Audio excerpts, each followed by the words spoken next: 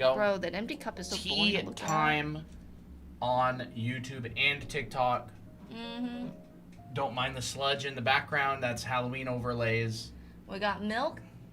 And this Hello, little welcome. cute thing. We picked this out together. It's like a white with a pink gradient on the bottom, and I think it's just adorable. And we got a sugar thingy as well. It's cute. And we have some Dubai chocolate. Yes, we do have Dubai chocolate. Let's go. Dubai chocolate. That we're gonna try. Never tried it before. In.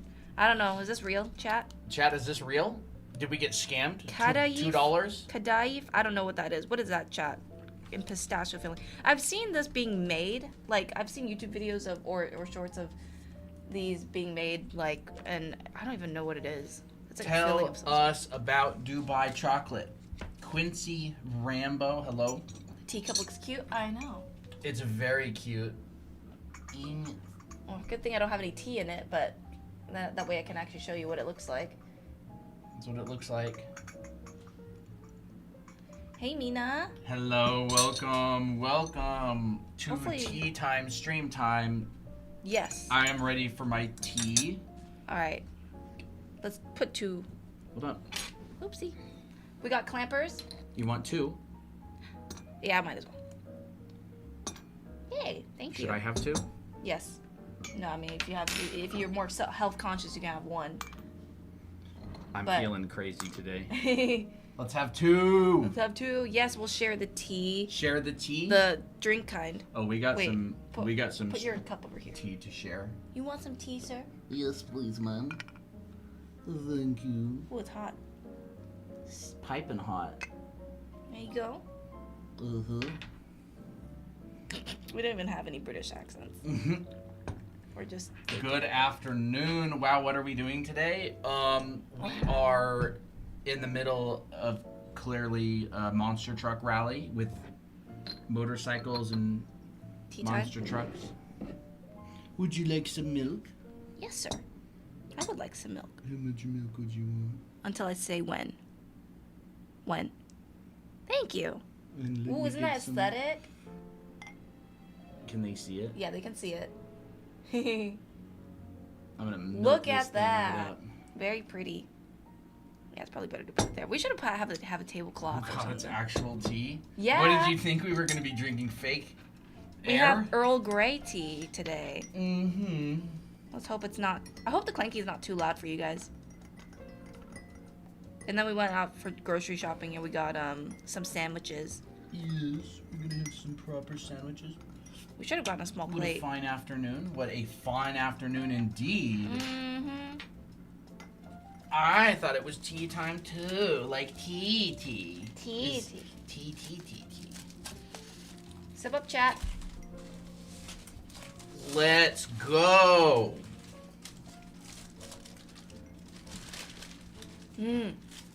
Bro, 2? Wow, look at that. Delectable little sandwich. It smells really good. Well, the girl that made it was very cool and very nice. And we had it, the Philly cheesesteak sandwich made in the way how she would make it. Let's go. It was actually good. Imagine Colton gossiping. That'd be so funny. Oh my gosh. Oh my Wow. gosh. You would not believe. You would not believe what Toby did last night. Cat tea would be pretty good. Mine. Ooh. It's not going to be good. It's so risky. That is very risky. Mine is an Italian sandwich. Of some sort. Mine is a Philly. Like a modified Philly. A glorified Philly. We're gonna have to wash our hands after this. You guys are making me want a cup of. Guess I'll put the kettle on noise. Good. I'm having tea time with you two guys too. What a coincidence. Pics. Take a picture. Do you have a tea set, Lau?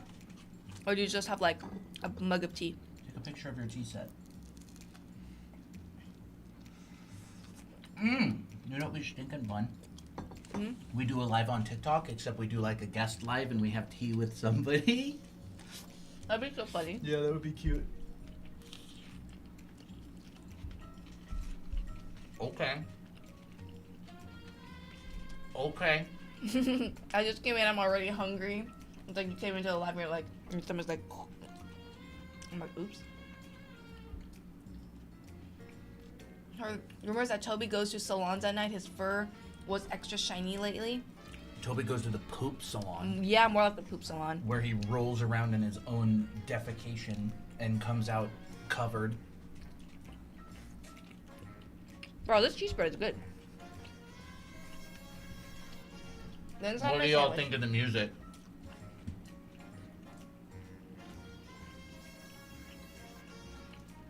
Is it good? Mm-hmm. No bite?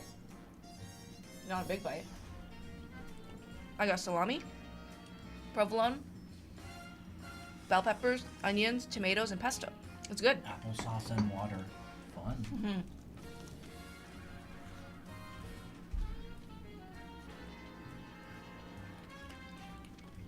I thought I had classical music. We'll just skip this song. I like that one. It is good.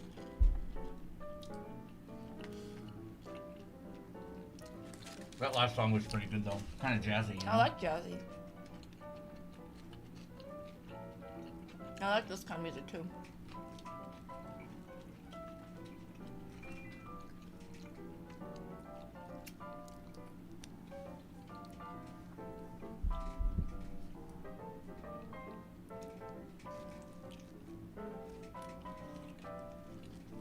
Like tea time lunch.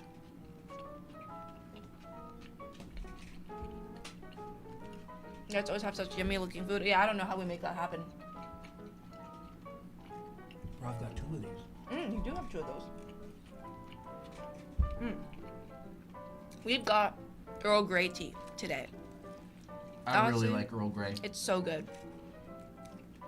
The first time I had Earl Grey was Earl Grey milk tea, and at first I didn't like it. So I'm like, you know what? I'm gonna give it a try again today. Not today. Mukbang. This year. Mukbang. Yep. And then I was like, you know what? I actually really like it. Oh. I'm doing studies of the Dubel sandwiches. Can y'all hear the eating? Like chewing on.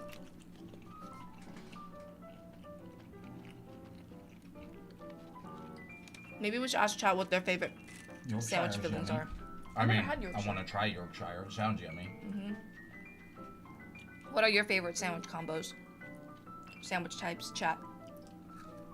Okay, it's safe. Red onions are actually really sweet.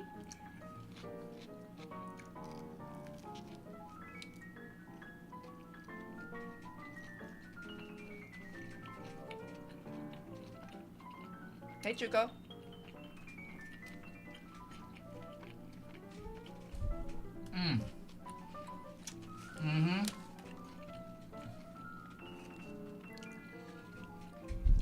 You add random stuff. What kind of random stuff, Mina? We asked a lady what their weirdest sandwich that they've ever made was for a customer. And it was a little girl, so cute. She just puts like a bunch of chicken, right? Shredded chicken or something. Not shredded, like sliced chicken or turkey, and a bunch of olives. Yeah, it's like, I thought it was like a ton of olives on top of something. Ton of olives on top of like some kind of meat, like deli meat, either chicken or turkey, and then called it a day. And then, or what else was there? I think it was just those two things. What's our bite? Where's our bite? You guys get a corner piece. Here, just a tiny little corner piece right there.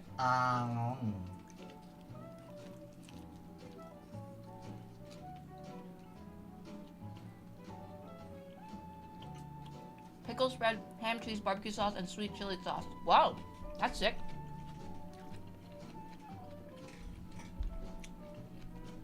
Poppy and Toby are playing. Whoa, Poppy, get him! Get him. Get him! Yeah, get him. It's always when we stream when our cats decide to Activate. and cause havoc. It's when we wake up, they get the zoomies. When we stream, they get the zoomies. When we run a live class, they get the zoomies. They do, yeah. My go-to sandwich: turkey and cheese with mayo and some onion. That's good. What you eating? We're eating sandwiches and tea. Ham, cheese, barbecue sauce, pickle spread, and sweet chili. Yummy. Bussin'.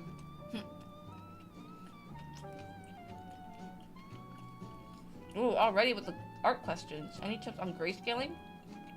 You mean like drawing in black and white?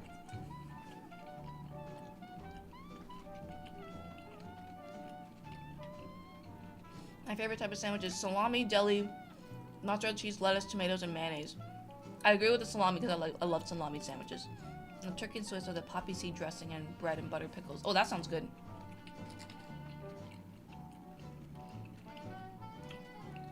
Tuna fish on rye. Ooh. You gonna draw on the stream or while No, you're eating? No, not anytime soon. My tablet's underneath the keyboard. Oh.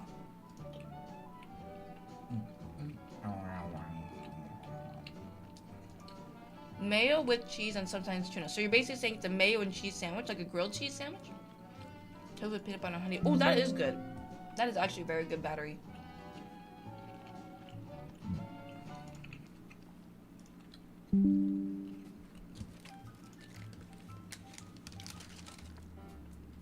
I'm actually very surprised that this sandwich has not fallen apart yet.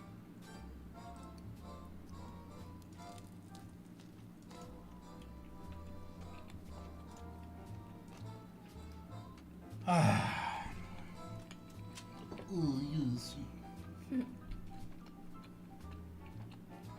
Turkey Swiss, poppy seed dressing, and bread and butter pickles. I never had bread and butter pickles Have a before. good one, Katsua. Toast with smoked ham and smoked cheese flattened in a grill. Ooh, that is good. Okay. Sandwich number 1, decimated. More like sandwich number 0.5. 0.5. Because that was half of it. Now the other half is coming out because I'm hungry. Hey, Black Maiden. Delish. Let's get this. Show on the road. I got a whole sandwich, but they cut it in half and wrapped them in separately. Okay. Hello there. Hello, little one. Little one. Hey there, little one. Okay. Are you lost? Are you lost? Just a little crumb? I'll take you home. Here, chat. Here's your little crumb.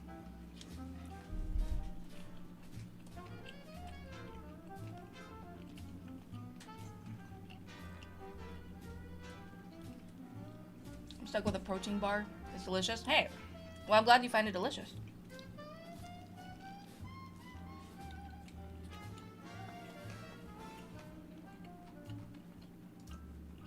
You know, I was never too much of a fan of protein bars.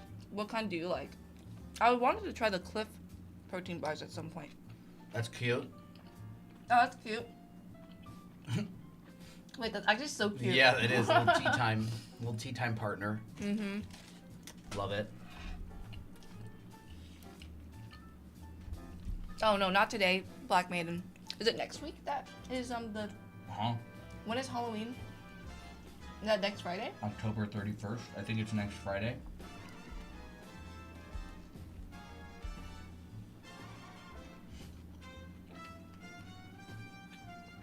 The Gatorade chocolate bar. I mean, the Dubai chocolate bar.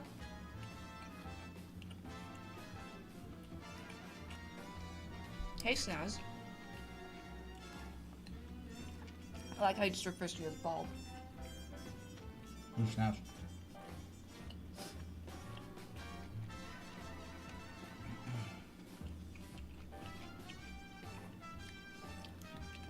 I'm excited to see the submissions for the Halloween challenge.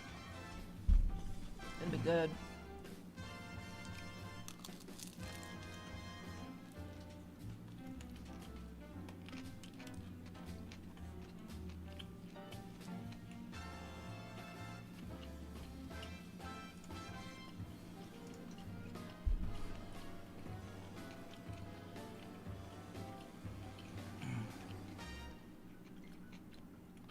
Mm-hmm.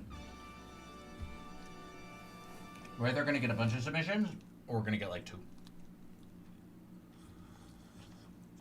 What's the reasoning for 2? People busy with other art stuff already. No, that's true. Not finishing. Mm-hmm. Not uploading. Who's doing the Halloween challenge?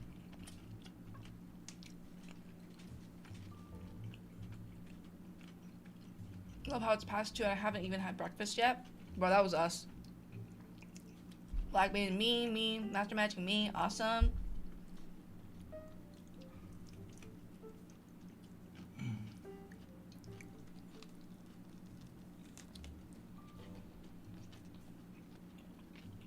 I've been waiting for others to post first. No, you post first. Someone already posted. You missed your Really? chance Someone to already post posted? first.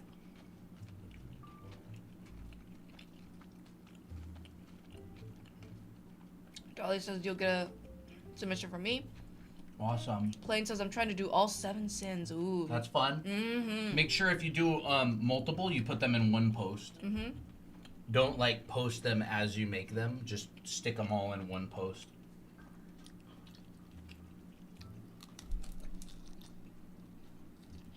Wait, it's open already?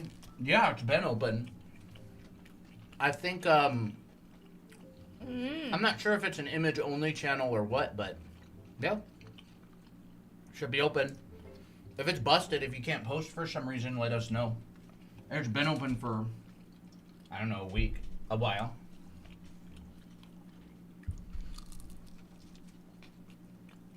I would do the Halloween challenge, but I'm not happy with my art yet. I don't think you'll ever be happy with your art. Like, you can, I should say this. You can always be happy with it, or you can never be happy with it. There's people on both sides of that. I think just do the best you can. Yeah. You know, you do it to have fun, not for liking your art. Like, it's a psychological thing. Mm-hmm. I am always happy with your art, so therefore, do the challenge. Mm-hmm. Because if I'm happy with your art, then that's enough of a reason to do it. Mm-hmm. Did I have a flower-shaped cup?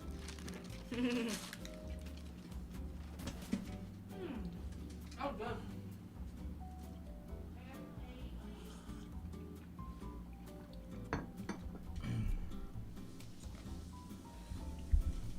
Num, num, num.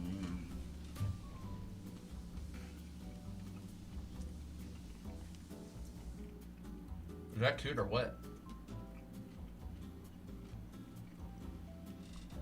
I feel like I'm watching a couple at a tea party. I've got some pretty crazy news for you. You are.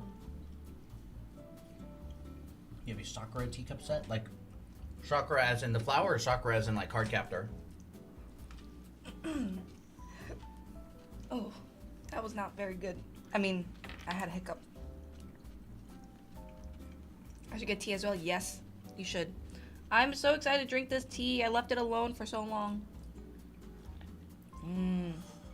Bro, 2 sugar cubes is like Ooh, so perfect.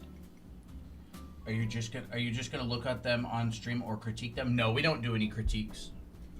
If we do critiques, we do a very special critique stream that is labeled critique stream, and then we kind of pick and choose who we critique. We just react to them. We have a good time. It's a fun party. We go, oh my gosh, awesome. Oh, I mean, that's I such don't a think fun there's idea. I don't think there's ever been a time where we were like, ew, this art's so gross. I mean, unless there was actually a challenge where it's like, draw the most cursed and gross art that you've ever done. And then we actually do say, ew, that art is so gross. That would be kind of funny. Slight gore, should I post as a spoiler? Well, I guess it depends on what you mean by slight. I mean, if it's like just a little bit of red stuff, I don't care. When is next critique stream? Wouldn't you like to know, Snouse? Yeah, we are way too nice to be like that. Wouldn't you like to know? I don't know. We don't plan them. We just do it. This stream could be a critique stream. Future us has yet to decide. Hint, it's probably not. My hands are finally well lit and not being backlit by the iPad. So we're taking a class by one of the teachers' name is Ramon Hurtado, and he has 2 orange cats. And he was basically talking about how if he builds stuff and he lets them in, they'll just destroy it. And I'm like, wow, that sounds a lot like us. That sounds a lot like us. You guys are supposed to be here. They destroy everything. They're little devils. They're Yeah, cute devils, though. they're cute. I mean, like, Toby and Applejack have learned to open the cabinets. So sometimes when we wake up and we go to the kitchen, we'll just see cabinets open all the time. And we're like, crap. Nothing we could do, really. What or who inspired you guys to do art? My dad. When I was really, really young, he used to paint and draw and stuff. And I guess that kind of got started because I would borrow his art supplies. And I draw SpongeBob. Anime inspired me, but also my dad as well, because my dad also drew.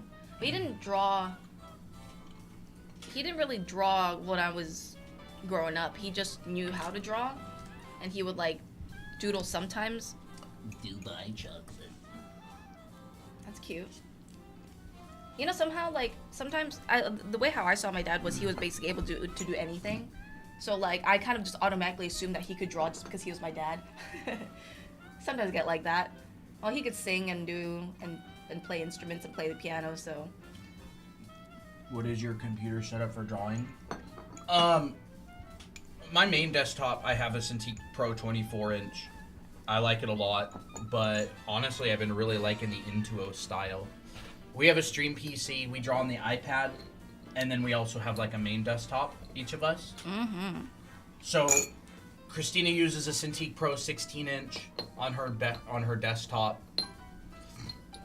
On stream, we mostly draw on the iPad, although I've been drawing a lot on Photoshop and the Intuos. I got our Intuos large recently. It's so good. I really like it. My hand was cramping from drawing on stream because I had to like make such small movements because our monitor's huge. It's like a 30, I don't know, even like a 34-inch monitor.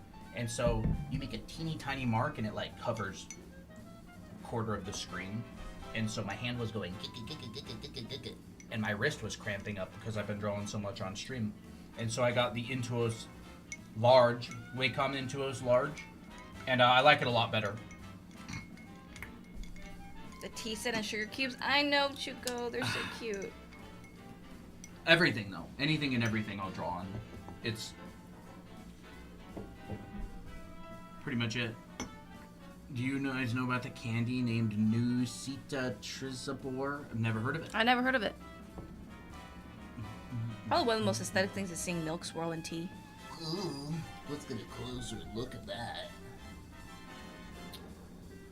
What? I could watch this all day. Ooh. It's like watching ocean waves, chat. Hypnotized. You know, it's funny how we have this tea set and we're kind of both wearing a similar, a different shade of pink. Pink stream. Pink stream. Hi, twins. Hi. Wow. Alright, I'm gonna put these to the side and maybe look at my iPad. Out. Thank you for clearing the table, Colton. You know, we were taking this class. Oh, you're welcome. And they were talking about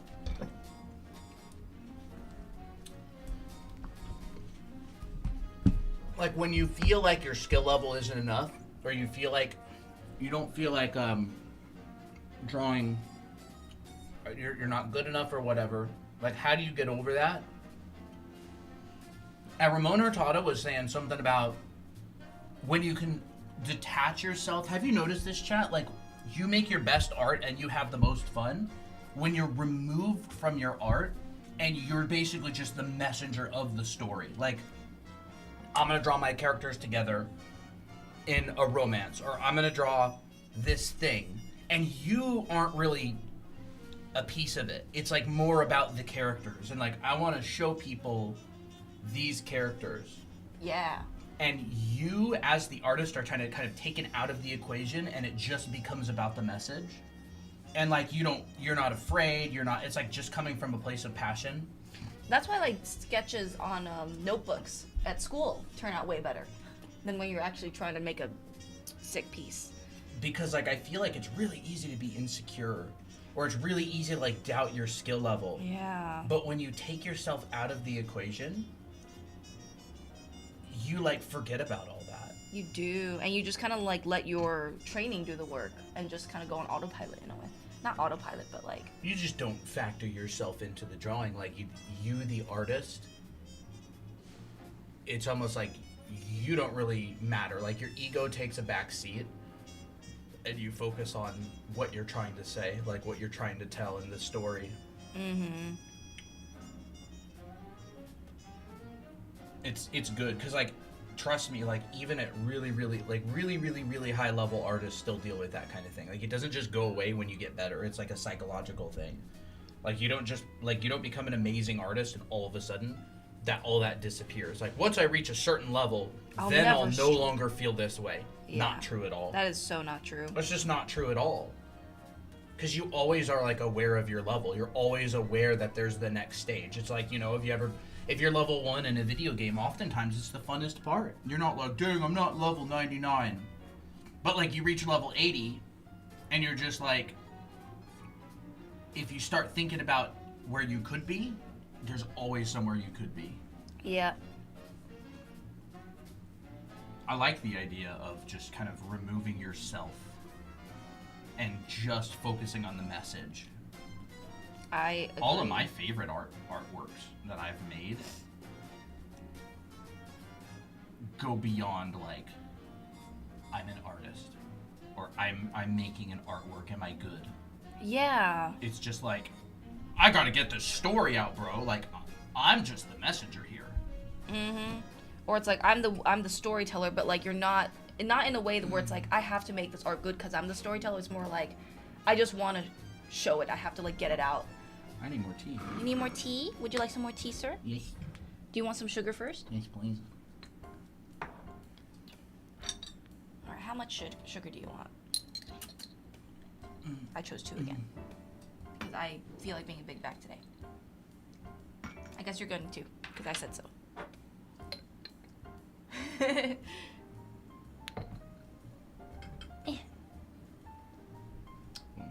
Should we do it? As long as he doesn't spill. Yes. Thank you. There it goes. Oh no, it's all the way down. Oh. There it goes. Yeah. Delish. It likes to drool a little bit. And then here's your milk. I hope no cats get my sandwich. I sure hope no cat get my sandwich. Whoa, I need more than that. You need I want it literally white. I want it 99% milk and 1% tea. I want to be like, where's the boba? Where's the boba? I know. So art tutorials now? Maybe. Maybe. Maybe not. If a question comes up that I feel like answering, then yeah. It Sure. depends on if you can get us going. You know that teacher in school that if you can get them talking about their favorite subject, they won't stop? It's kind of like that. Bro, I had a teacher in the past. He really liked golf. Oh my. And the class knew that if they got him talking about golf or something, he would just talk about it. And so they always tried to get him sidetracked. And they would answer his phone in class. And he would answer it so loud it would jump scare everybody. He like did other stuff for work as well as teach. He was almost like a substitute teacher that just kind of became permanent. Oh, that's kind of cute though. His name was Kevin, and he'd answer his phone, "Hey, this is Kevin!" And everybody would be like... That's such a personality. What the heck? I wanted he that. He was a good dude. He was the dad of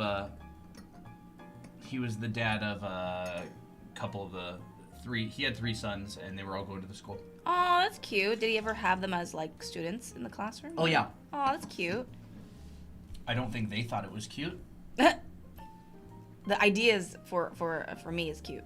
But they probably didn't think it was cute. Yeah. I'm just seeing the head next to the books. Yeah, I added a cheeky little Asaro head. There. Aww. Kiss it. I thought I was gonna reach it. To use the face to size your hand, but how do you size between male and female? they'd be the same ratio. Oh, Like, yeah, they'd be- proportion. proportionally. They're proportional within themselves. Like, if you're gonna do it for the guys, like, just do it for the guy's head. And then for the girl's head, just do it for the girl's head. Yeah. But also understand that, like, the guy and the girl may have a different body size. So, like, the girl's hand could be smaller. Like, look at my hand compared to Colton's. Wait, this way. My hand is about, yeah, it's about, like, one little finger smaller than his. But it's proportional to my face.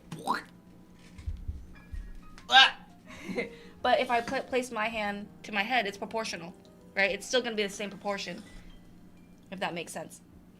Hey, Saf. When Christina reads the chat, it looks like she's admiring the Asaro head. Oh, that's funny. You're reading the back of the Asaro. Yeah, it does look like I'm admiring. I don't have school tomorrow. I can't stay. How is everybody doing? It's in the range. It looks a bit like you, the Asaro head. Thanks. Wait, that's not right. That's not It's right nice to either. know I look like the gold standard in head drawing practice. Oh, we got an interesting don't. question. Is she your daughter? Is she my daughter? Yes. Does it look like? Do we look it? related? That's funny.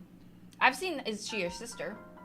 Are you guys siblings? Yes, she's my daughter and my sister. That's hard. What does that even And imply? we're also married. And we're also married. Bro, that would be a crazy That- combo. That'd be a very illegal combo. Yeah. Wait. Sinful combo. That's wild. Are you two married? Yes. Are you two related?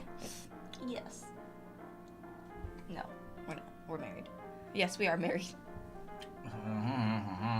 You know, if I had my ring on, maybe Siblings are dating. Siblings are dating, or both. siblings are. Ginger lemon tea. Did we try Wait, we've definitely had lemon tea, honey lemon tea, that? Honey lemon tea. but not. Well, maybe we had like some kind of ginger. Alabama, yeah. Another A state. Yeah, it's another. What's the difference? Ooh, Saf, you could just show all the designs. I mean, like that shows how much you worked hard on it. I still get PTSD from the first time that happened on stream with my art on the screen. Huh? What? Did we say that while we showed your art on stream, Snaz?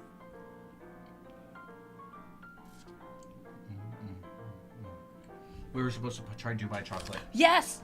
It is time To for the try. Dubai Labubu chocolate bar. First time it was said. Oh, that's wild. That's a core memory now. Wait, is this gonna be see-through? Look at that, Bro. sick! Dubai chocolate. Have you guys tried Dubai chocolate, chat? Who here Let me has see the tried ingredients and see if I'm gonna regret. Dubai chocolate? Chocolate liqueur is in here? Okay. Ooh. I've made it.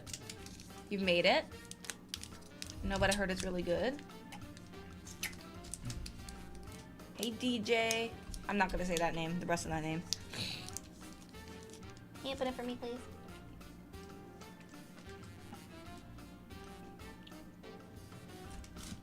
Thank you. Bro, these are very dense. Really, like, kind of dense. Kind of dense. Talk about gesture drawing, or like how you do the hat. Oh, thank you. Yeah, we can talk Can't about open some it. Can you gesture. open it for me? Can you open it for How me did for you? How did you open it? That's what I was wondering. Oh, I opened it. You probably did a head start of it. Yeah, we can do gesture drawing. Bro, what if we did tea time drawing and gesture, where we actually had like a gesture drawing app or something? You have Hold up. you have a gesture drawing app, don't you? We could use your pictures or whatever. Hold up. This is kind of Is it actually good? they're like crunchies. Got crunchies, huh? I actually, one of my favorite You hear chocolate that? bars is Twix and Crunch. Bro, this is like if a kid got this for Halloween, that's a very expensive. Imagine you'd be like the only family that just gives out Dubai chocolates all the time. Imagine if every kid that comes to your front door, you like spin a wheel and it could land on Dubai chocolate, and you get like 10 of them, and you're just like, every kid that comes, you just zzz. That'd be sick. That'd be so True. fun. Oh, that's the house with the spin wheel. Mmm.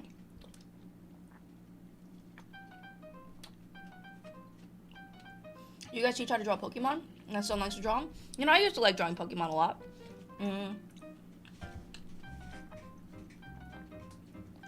I mean, I guess for nostalgia's sake, which kind of Pokemon do you want me to draw? Kind of like Pokemon. We have actually been watching the Pokemon. Line of action. Yeah, I have the line of action app. There's this one. Actually, a guy messaged me. What the heck was he asking about? He was asking. Wait. Oh, he did us on TikTok.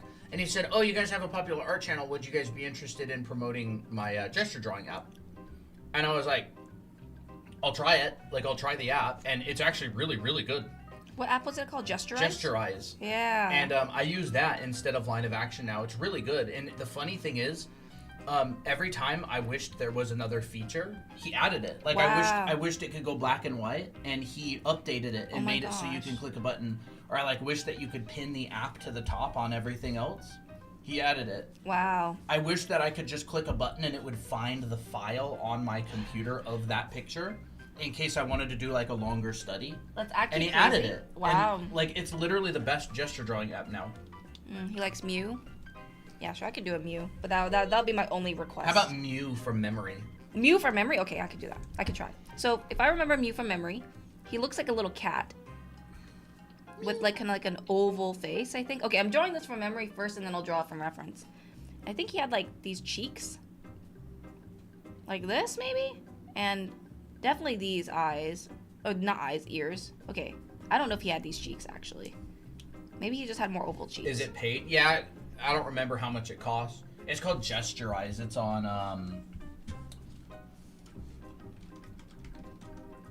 think it looked like this. And I know he had like a little mouth. Gesturize. Maybe the eyes were actually lower. Yeah, it looked like It's that. on a cube brush. I could be wrong though. I do remember this face shape. I think there it is. I think his body looked like a squash. And he definitely had like these like long legs Bro, let me go. Let me get there. like this. 108 hearts. Wow. And then I think he had like short stubby arms. Am I? Short stubby arms, and then the tail. Okay, hold up. It's like this, I think. Is that what Mew looks like? There it goes. Chat. I think drawing Pokemon from memory would actually be a really fun idea. Is that what it looks like? Yeah? Okay, great. Well, that's how you draw it. That's pretty darn close. Yeah. Okay, let me actually look at what Mew looks like. Yeah, it's on Cube Brush. The Okay, the yeah, it's pretty website, close. and it's called Gesturize. I really like it. It's pretty close. Okay. Okay, so his face is actually more oval. So like if your son were to draw this, I would like find the simplest forms first. So like the head is basically like an oval or a sphere, whichever it is you want. The body can actually be shaped like this. Because if you look at your torso, he doesn't really have a neck. He just kind of gets a little bit wider towards the bottom. You know, even his thighs can be like little orbs, little ovals. Looks like a little naked rat. It kind of does. Ew, if Mew was like... I never imagined Mew with fur. I've always imagined it just being like skin. I feel like if Stuff Maybe was here, they would quote that. Like, Colton on Mew. Looks like a little naked rat. It does, bro. It's literally a naked, like, kangaroo rat. It's a sphinx. Just with no wrinkles. So like, oops. So yeah, like I'd get the proportions in. You know, he's got arms that stick out a little bit coming out. We literally just started watching the original Pokemon, like, a couple days ago. Yeah. For the first time. It's so good. It's so funny. The dialogue feels like they actually really cared. And then the oval is actually kind of shaped like a very rounded triangle. And it looks like this. I knew the head looked kind of like an onigiri. Yeah, it is like an onigiri. And then there's a little nub at the bottom, and that overlaps. The eyes are like half circles, but with eyelids actually. And they kind of tilt down a little bit. Bro, that's some dense chocolate. I never seen a Pokemon with eyelids. Or maybe I just never looked for them. And the tail should be pretty easy. It's just like a long ass curve and a small tube. And then the tail actually wasn't a nub. It was actually more like this kind of shape. Okay, there's a Mew. Oh yeah, Snaz, we have our own kangaroos here. They're just this big. Have you gotten to the Butterfree episode? If you're talking about a sad one, no. If you're talking about when he evolved to Butterfree, yes, we already passed that one. I honestly wish that Caterpie appeared more. Like, he only appeared for one episode, and then he evolved to a stupid Megapod.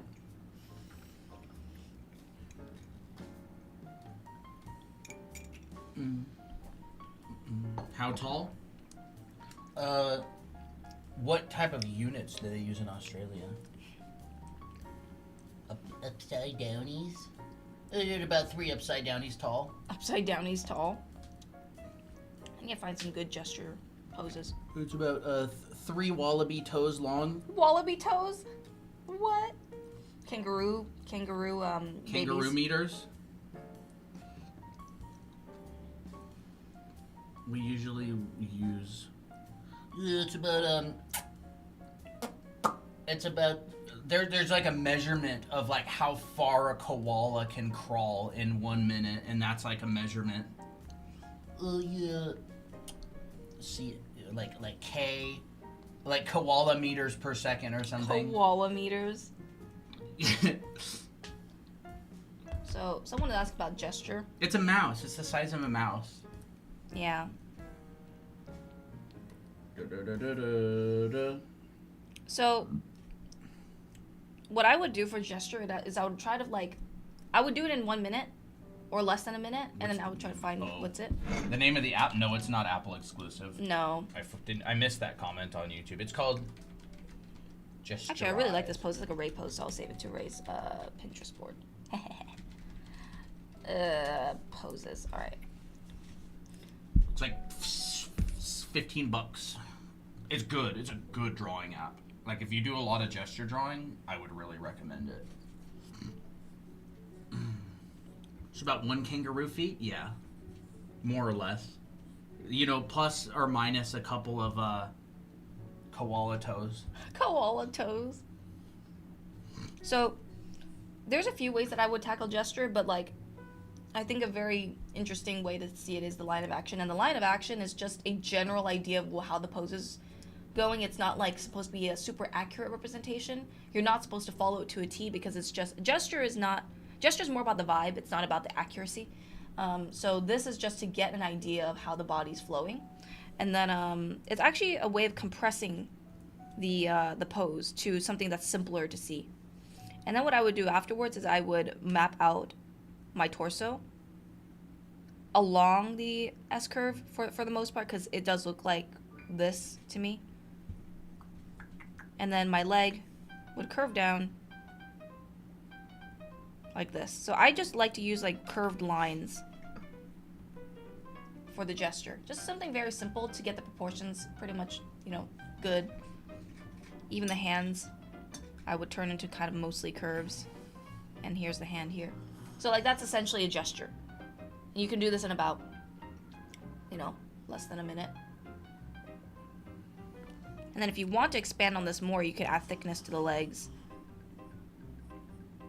and volume.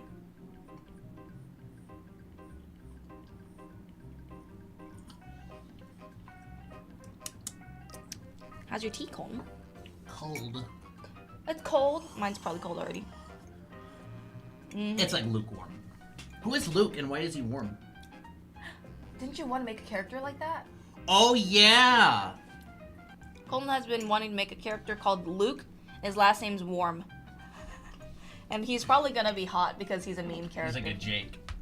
Yeah. Luke. Jake's friend Luke. Lukewarm. That'd be great. What if we did that? Actually, That's Okay. a good idea. how would Luke look like anyways? Would he just be like Jake's twin? Would he look handsome? Or He would wouldn't be a twin. Wait, he would. Why would he? No, I don't know. Would Would he he- find like a doppelganger out in the wild? Yeah. Lukewarm. Good evening from South America, Brazil. Hi. Good evening. Good evening. Did you like the Dubai chocolate? Or is it too dense for you? It was good. Ah! What are you doing? I nearly dropped my pistachio.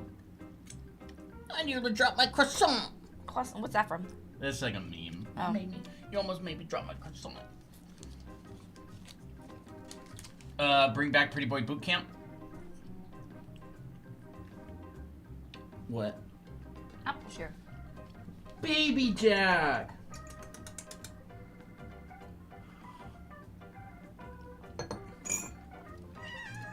Oh, what is it? What is it? When he wants to jump somewhere, I'll just lightly go. And he's like, And then he does it anyway. he's so cute.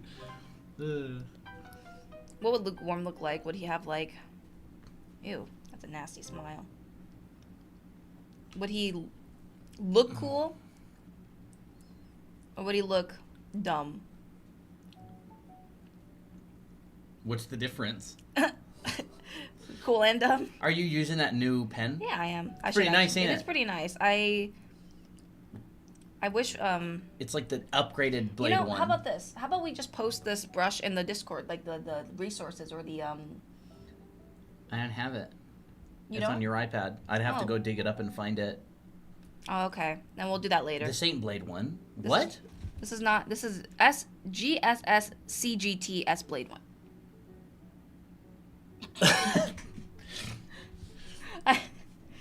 I love that you said that as if I would understand what that means. It's because Oh, it's GSSSCGT SGT. I'm saying Blade. like that's the name of this brush. Like there's GSS Blade 1, right? But then this is GSS SGTS Blade 1. That's right. Chad, what is she saying? It's just the name of the brush. It's just the name of the brush.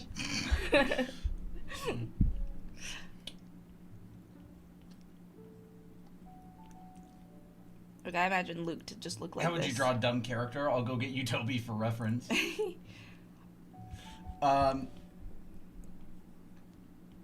You know, he'd want to be cool, but he's just dumb.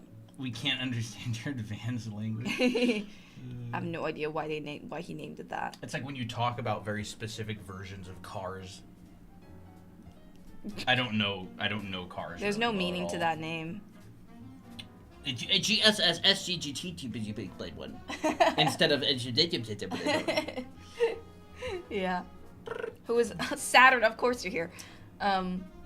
This is I don't know. I was gonna say this is Luke, and his last name is Warm, so he's lukewarm. But we have not officially thought of his design yet. We were thinking that Colton would take this character because he wants a joke hot guy. Wait, I'm confused. Are they married together? Would you be married apart? You'll just have to keep watching to find out. Ooh, look at that. Tea. I need more tea. You need more tea? Please. We're cooked. We're out. Yeah, we're out. Chat. Chat. Well, at least we drank up all Oh, our this tea. is the dankest stuff is at the bottom. Yeah. Oh. We drank up all our tea. Ooh, just like the slightest little hint of a little bit of bitterness. Bitterness. Ooh. Have y'all ever had bitter gourd? I don't like bitter gourd very much. It's okay. How dare you? I wish they could see that face, not in side view, but in the way how I see it. Show it. I need milk. Oh, you need milk. Need milk? Just dump the rest in. I don't even care anymore. All right, it ain't even tea anymore. It's just milk. This is milk with a hint of tea. I have to add one more sugar cube. How many? You want me to add 3? See how that No! I ain't no big back. Milk. is? Yeah. Not Milt. Not milk. We say that as a joke. Yeah, we I say didn't that as actually a meme. expect the comment to be Milt. Y'all should see Christina's face every time I say that. I just laugh. Look, chat, you want to see how the sugar cube dissolves in tea? Science. This is a science channel. We're scientists. Oh yeah? We'll watch this. What if we even just turned into a science channel? You ready for this? Watch this. Where'd it go? Is that crazy? Where'd it go?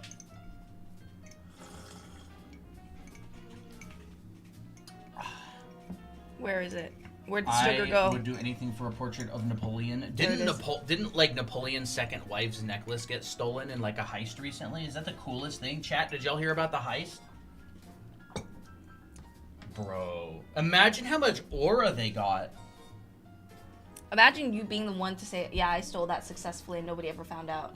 Look at, bro, how much aura would you get if you did a heist at the Louvre The Louvre. and dressed up as construction workers and got away with it? Would that be insane? I love that the heist is like just seen as this cool thing. Bro, Is that that's the so coolest cool. thing? Nobody cares about a bunch of sentimental. What about that guy who's just like Sentimental value. Oh, a bunch of valuable. Well, sentimentally valuable. Sentimentally priceless. Priceless. Yeah, sentimentally priceless. Bro, I'm never gonna see that jewel ever in my life. I don't even know it exists. It's like, oh, if a tree fell down in a forest and nobody above saw the it, did it science really guy? fall down? I'm Colton something said. of a scientist myself. sips tea? Y'all just want to make me tweak over my Pokemon obsession more? Is it because you saw Mew? Someone was asking me how to draw Mew, and so I just did a little demo. I drew this one from memory, which isn't actually too bad, and this is the one from with reference. The fact it was like 7 minutes. It was Carmen Sandiego. I know it. Oh, I remember that character. She's actually really cool looking.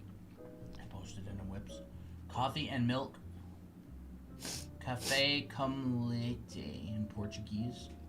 Portuguese is cool. Oh, I was gonna say, what's the coffee that we got? And that was Hungarian. Never mind. Hungarian coffee is actually very good too. Delish. Imagine not being a Pokemon nerd. Yeah, I think we don't- were all. I don't know anything about Pokemon really. Well, now you're gonna know because we're watching Pokemon. I really want to watch Pokemon Diamond and Pearl with you, Colton. That's one of my dreams to watch with you. It's so good. This is risky. I'm just leaving its open sandwich on the desk waiting to get eaten. I don't want the rest of this. I'm so full. Then don't eat it. You already had you just It's just a little piece. yeah.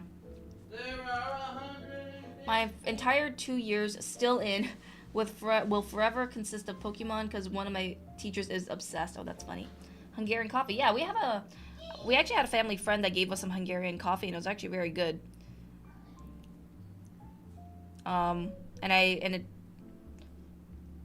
It tasted like hazelnut a little bit, like coffee hazelnut. Do you hear them? Do you hear Colton chat? I like butterfly pea flower tea. I never had that. I actually seen videos of it. It looks super pretty. What does it taste like? Does it taste like anything special?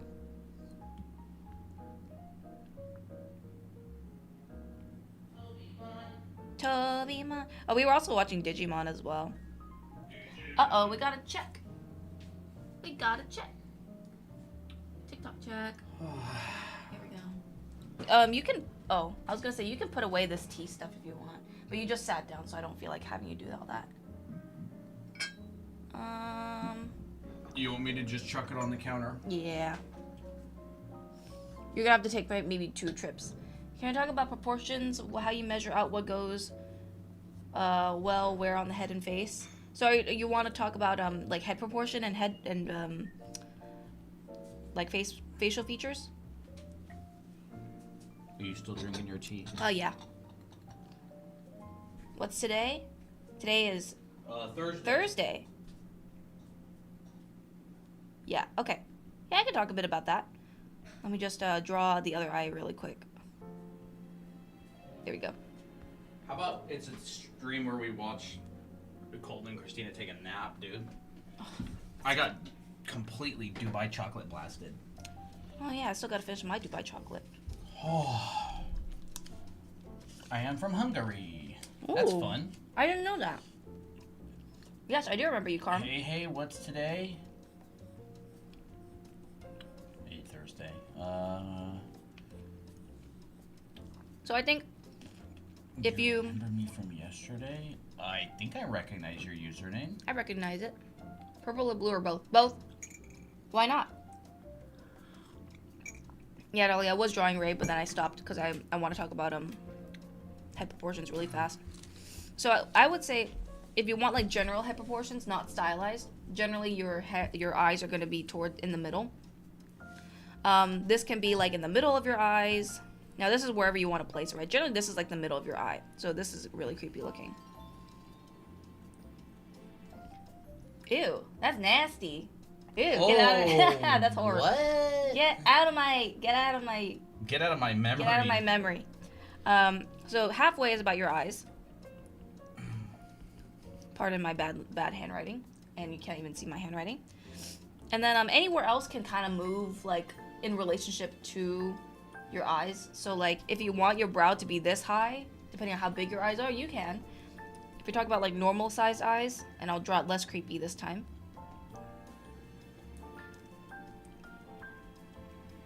So like let's say your eye's about this big for a normal head. Your eyebrows is going to be a little bit above that. So not too high and not too low where it's, you know, by the like right by the eyes, unless you want it that way. You know, you'll generally find the eyebrows here. You have some space for the eyelid and have some space for forehead, right? Your hairline's about here. Your nose, you take your brow halfway from the brow to the bottom is the bottom of your nose. So just take this length, divide that in half, and there's your bottom of your nose. And I like to just kind of draw a little M, like a little V shape or V line like that for just to imply the nose. Your mouth, you take the bottom of your nose and the bottom of your chin, take that halfway. Here's your lip.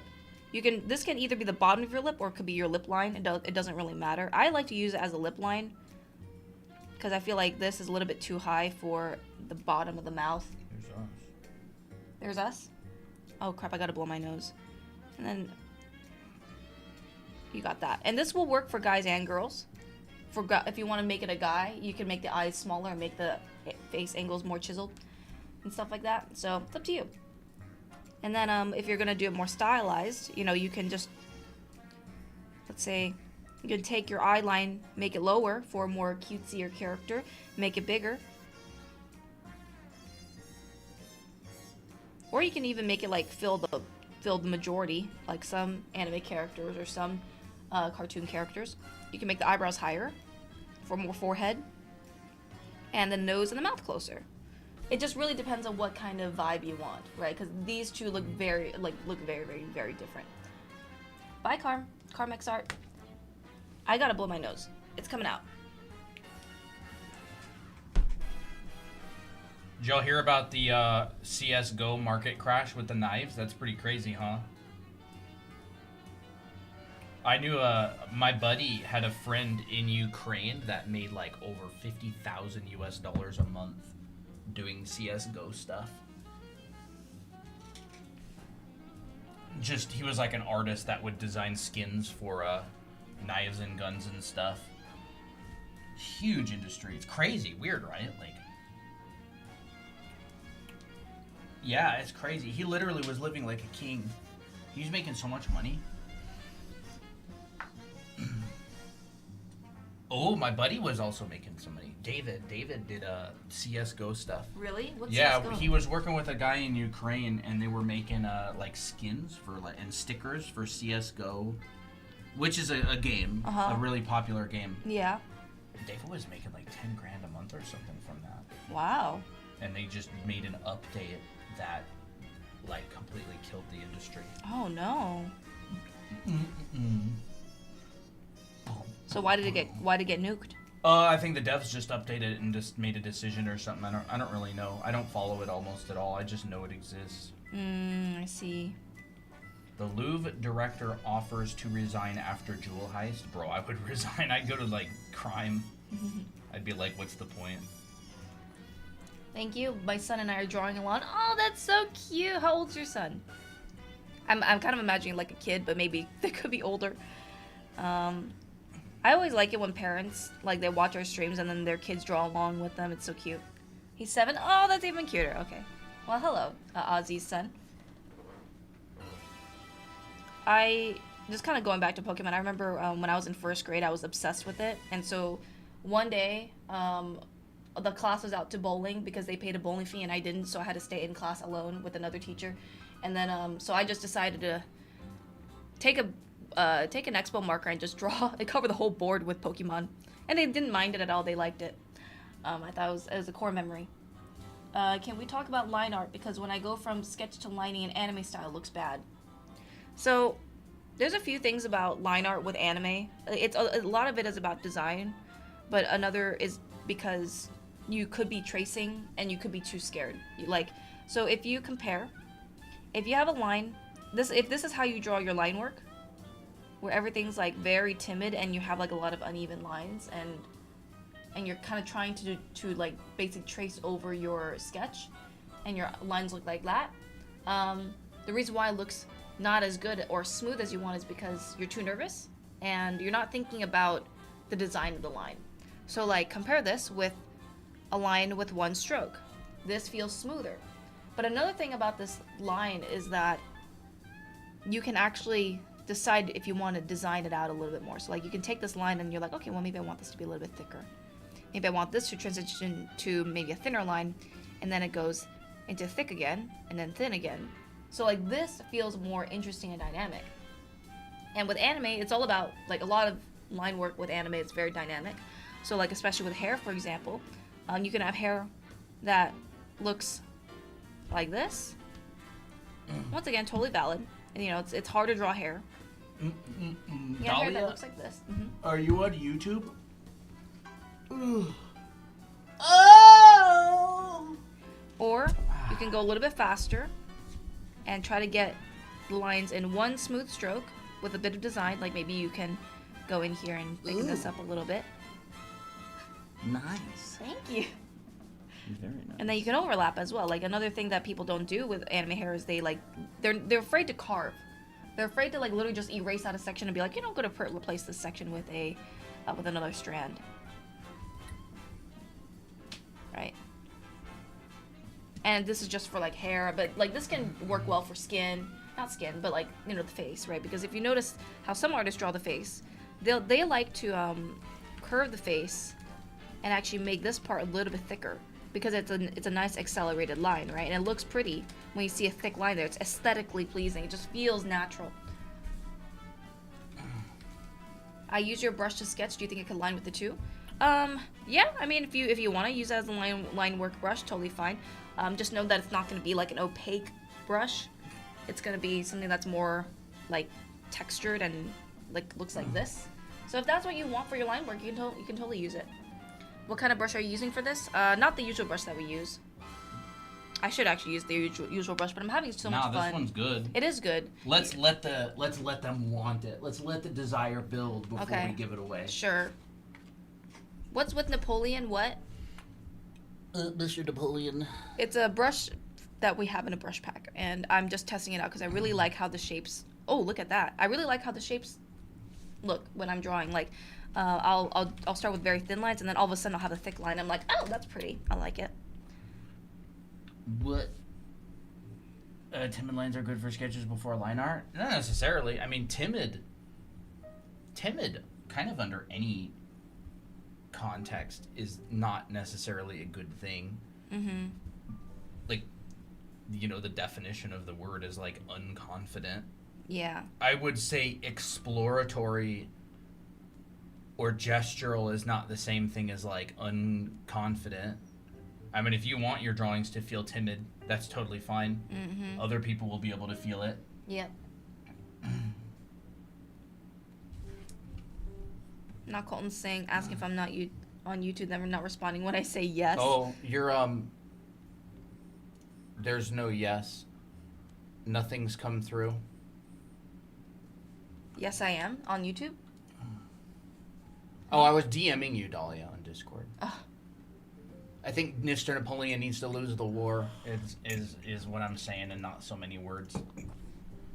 No.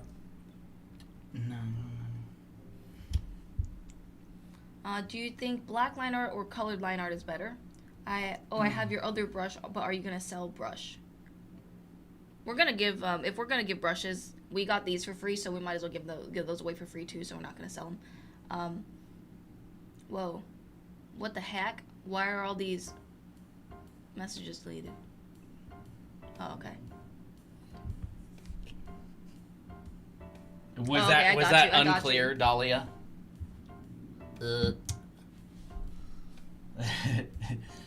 Sorry, I thought you were on Discord. I was DMing you.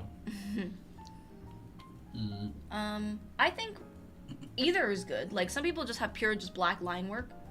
Other people like colored line work. I think the benefit of colored line work is that it doesn't feel like line work. It feels like part of the drawing. So like It's totally up to the individual. totally up to the individual. This was a entirely personal preference and what you feel like doing. This was a drawing I did with colored line work. And so like these lines, well, they could be black. I decided to use like this orange to make it a little bit more subtle. And you actually can see that a lot of these lines kind of faded away once I added different colors. Same thing with the skin, you know, totally up to you. I forget to color my line work, so I just sometimes just leave it black. And then I'm like, and I don't change it. And then this is another example with black line work. I gotta find it though. Was it this one? Yes, it was this one. No, it was not this one. It was the one with, I think it was this one right here. Yeah. What? I should just merge this. This is the one with colored line work. You can see all the different colors in here. I change the line work depending on the subject. So like if my hair is gonna be like a dark pink, I'll change it to like a purplish pinkish tone, whichever I choose. If it's like a skin tone, like a flesh, or not flesh. If it's like a lighter skin tone, I use like a bright orange to make it pop a little bit more. Totally up to you. I love how you both draw. I have both your books and I'm trying. Good. Awesome. Welcome. Do you post your art anywhere? Not really. No. The only thing that we have online is kind of our portfolio. Yeah. But they're really dated. They are really dated. I don't have anything up from after, like, well, I guess I did upload some live stream demos, but I don't have any good work up since, like, 2020. Yeah, I just posted a study recently. Dang, it really does make me realize pretty much all I do is doodle these days. I need to be more of a sweat. Yeah, we both need to be more sweats. So this is the structure of a nose. You got the bridge of you got your glabella, which is like this part right here. Or, show it really quick with this skull here. It's this part, that's your glabella. I don't know what other word to say other than like maybe the bridge of the nose, but the bridge of the nose is technically this part right here. And then this comes out, this is your nose. This is the bridge of your nose, which is just bone, and then the rest is cartilage. And so that I like to simplify like a plane of a box. The sides of the box is kind of like a diamond shape. Or sides of the nose is like a diamond shape. And then the nostrils, they look like this. Your nostrils flare kind of outward, and it looks like a little. What would you say this shape is like? Kind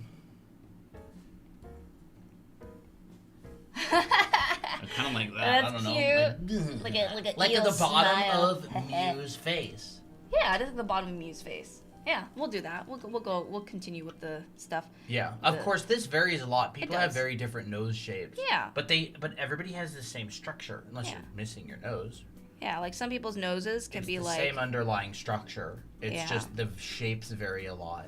like some people can have like a flatter nose, and it comes out like this. It's probably a 5,000 by 6,000 pixel canvas. Yes, it is. You know, some people's noses look like this. That's a little bit flatter. But you're basically just modifying the base shape, and then you're like morphing it, like sculpting it. Mew is everywhere, yes. If you want, you know, here's like a side view of this nose. It would be like very flat, and maybe the bottom would kind of be droopier. Like this. This one, it can look like this. Totally up to you. Now, if you were to do this in a 3/4 view, turn it into a box. In fact, where's the sorrow head? I think the sorrow head actually simplifies noses in a very unique way. Yeah, the sorrow head is kind of interesting, actually. Yeah. It does simplify it in a unique way. I've drawn it a good couple times lately. It's very, like, multifaceted.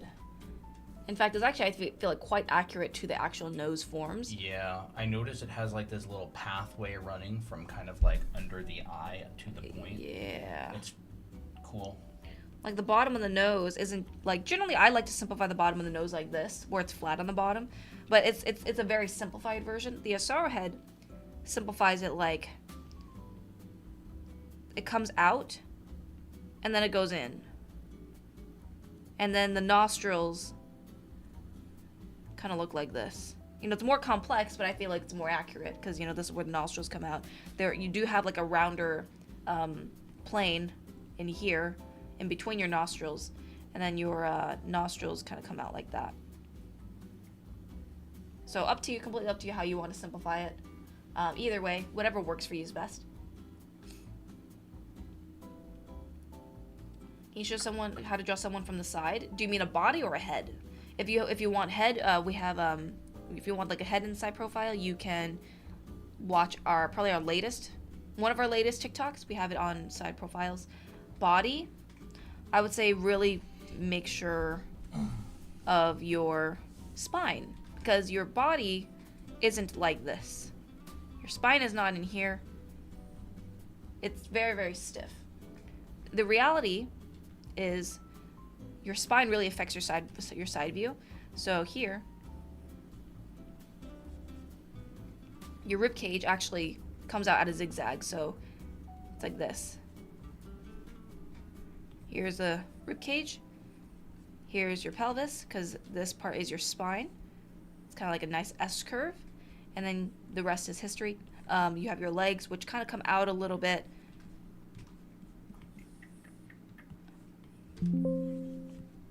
Then goes in, and then goes out again. I actually need to blow my nose again. I need my book. Can you grab me a tissue box, please? I don't even know where it is. It's just on the kitchen table, dining table. Can you draw a Roman nose with a bump? Yeah. Wait, let me actually look at what a Roman nose looks like before I embarrass myself. I'm just chilling right now. I'm not gonna do any tutorials. Yeah. I didn't know if you were gonna do tutorials or just chill. Oh. I guess it's kind of become a tutorial stream. Kind of has. I know it tends to wear you out though. I didn't come on today to teach, really. Yeah. I guess it's kind of like compulsion, like I just ended up a teacher. There we go.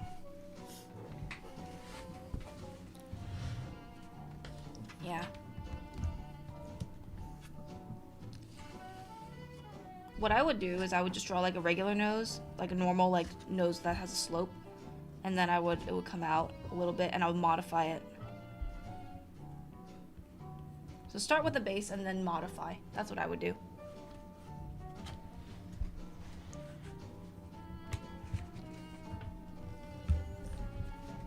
Do a step-by-step on your coloring, shading, and highlight process.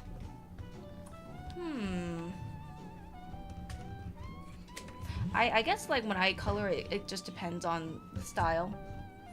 Depends on what kind of process I'm using. Sometimes I just what I tend to do is I do base color.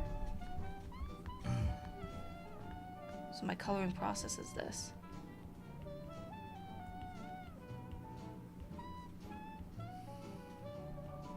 I do my base tone or my base color, and this is kind of like your average. Not about details, not about shadows or highlights. It's just like what's your average color for your skin, for your hair, for whatever thing that you're trying to draw. And then afterwards, I like to put in shadows. So I put a shadow tone. My darker darks, if there's any. And then afterwards, I put in my lights. Could be highlights or like a lighter tone if that's necessary. highlights. That's kind of how I like to organize my process.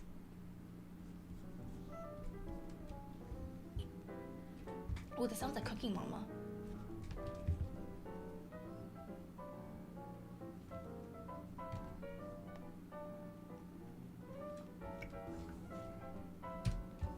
Yeah, no problem.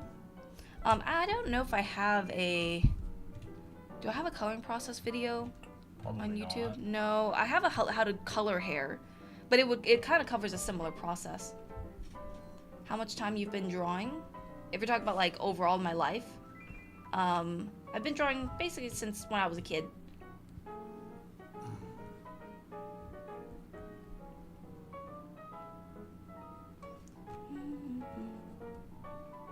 I kind of feel like chilling too. I guess I just kind of went into tutorials, but I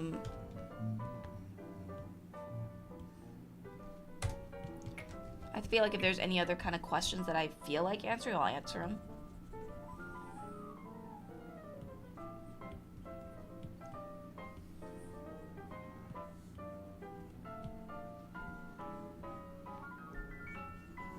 I forgot. Wait, oh. I forgot to make her based off of dessert or sweet or something. Uh-oh. Uh-oh. Uh-oh. Looks like a design update is in order. Yep. You just got plenty of time left. Yeah. There's like 7 more days, 8 more days. It's not even halfway there since we announced it. Yeah. Maybe I'll do a clothing study.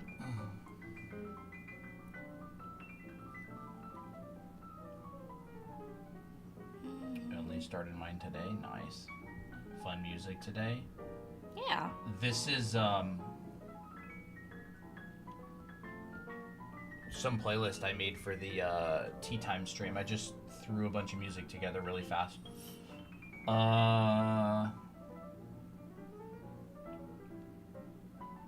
Is there an event in Discord? Yeah, it's in the announcements channel, and it's also in the channel called Stream Challenge.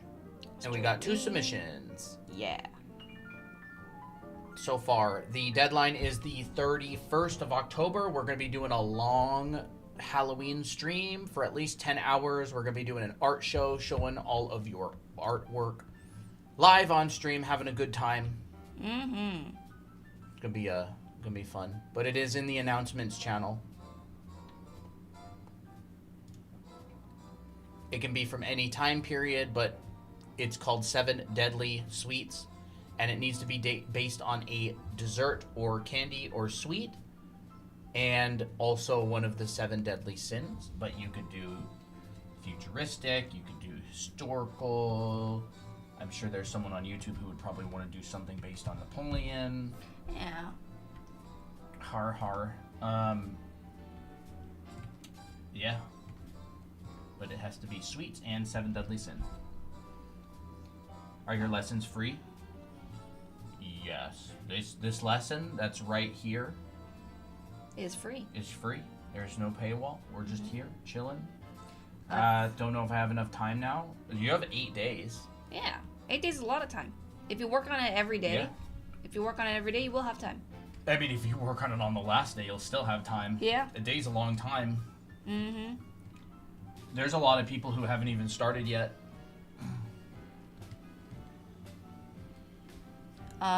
If you're talking about like our actual like recorded classes, they're not free. Which we do have classes and stuff. Our anime art school, which actually is on a 20% sale right now. So if you want to check it out, you can check it out on our website, and here is the code for our 20% discount. The code is SPOOKY. This is basically an over a 1 year long, I should say, program where we teach you the fundamentals of art. They are all recorded classes, and if you want to like just have the fundamentals of art and not have it, if you want to learn the fundamentals of art and also in the kind of like a college setting or college style setting, like with a bunch of lectures and demos, and you really want to get serious in art, like this is perfect for you, especially for those of you who want to like really improve and actually like draw your characters and stories from imagination. It is currently 20% off, so if you go to our website and go to Anime Art School, which is the yellow button, you can check those classes out. And thank you, Dahlia. Yes, we have a few students here too, and I think they really enjoy it. Dahlia definitely really enjoys it. She's been a very good student. So yeah.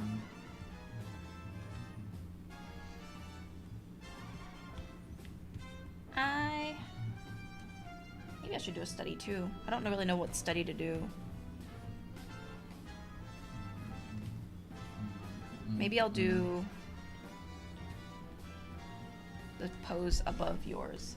Or the pose that you're doing right now, actually. Yeah, but I'm gonna flip the page when I'm done. Oh, okay. But I'm not almost done, so you got plenty of time. Yeah. So you're going based on shapes. Yeah, I'm just purely going based on shapes. You know, I'm gonna just take a picture of it really quick. You're at a Thank weird you. angle. I am at a weird angle.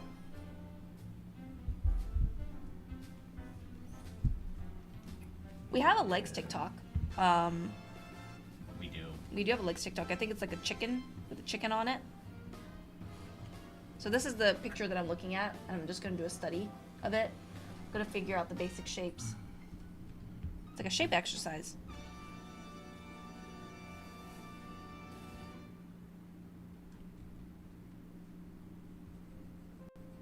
I feel like legs are easier than arms. I feel like legs are harder in some ways than arms.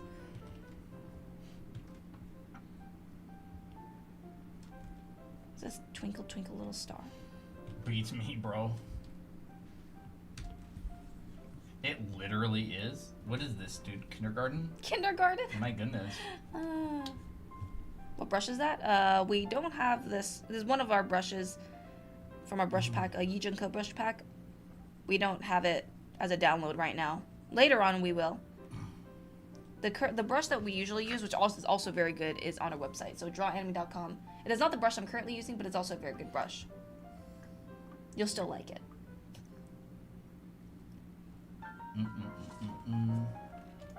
You said the contest had to be colored right. Is Nope. manga highlights and gradients okay as well? I don't think I ever said anything about coloring. You can go read the rules. It's in the Discord server. Challenges to open to any skill level. Do your best. Flex your art skills. Any medium is okay. Artwork must be in one post. Art must be submitted in this channel. Nothing about color in there. Nope. I don't know where you heard that. But the rules are always available in the Discord server.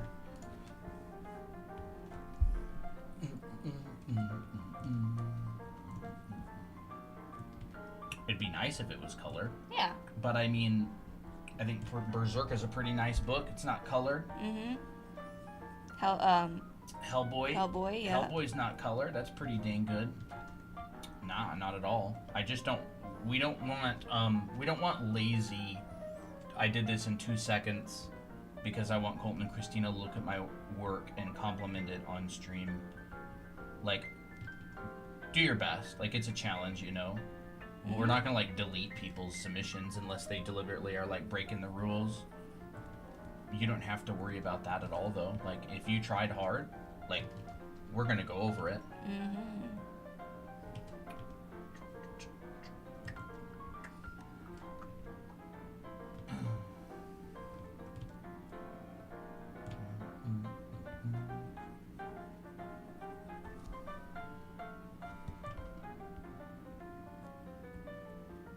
Ooh.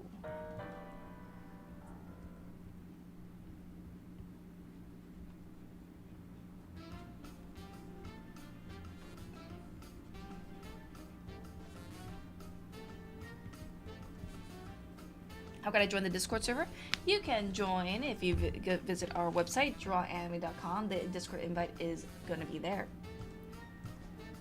Hey, Dingy!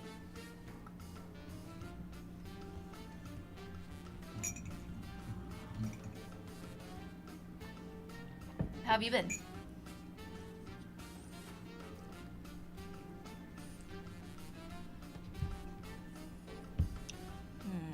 Maybe I should include the bench as well.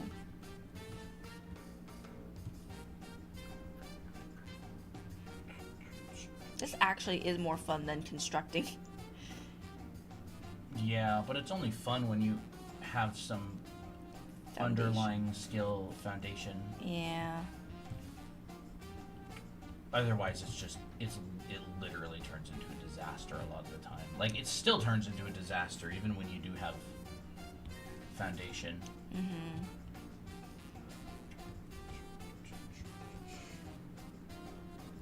I should actually do some Benny boxes as well. Mine does. Mine always turns into a disaster. No, it doesn't. That's why I'm doing them, bro. If they didn't, I wouldn't do them because I'd be like, dang, mastered that. I think the concept of like, oh, I've mastered this is It's silly. it's a kind of a silly thing. Like, you don't really master stuff. There's always stuff to learn. Yeah. And you certainly don't master something in 2 weeks. Nope. Maybe 40 years. Maybe 40 years, yeah.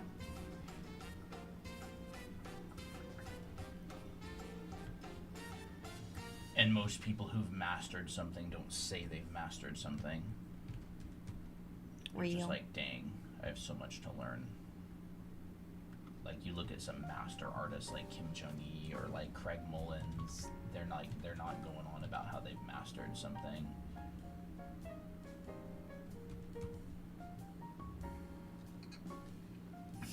I was asking yesterday about why our gestures are better than rendering sometimes. Generally, it's because the energy of a gesture is very lively when it just remains as a gesture, but when you render it, like the energy starts getting lost because you're spending more time on it. I mean, they're just fundamentally different. Yeah. Rendering requires a really extensive understanding of the form that you're drawing, right? Like, you can't render something if you don't have the form. Mm-hmm. A gesture is like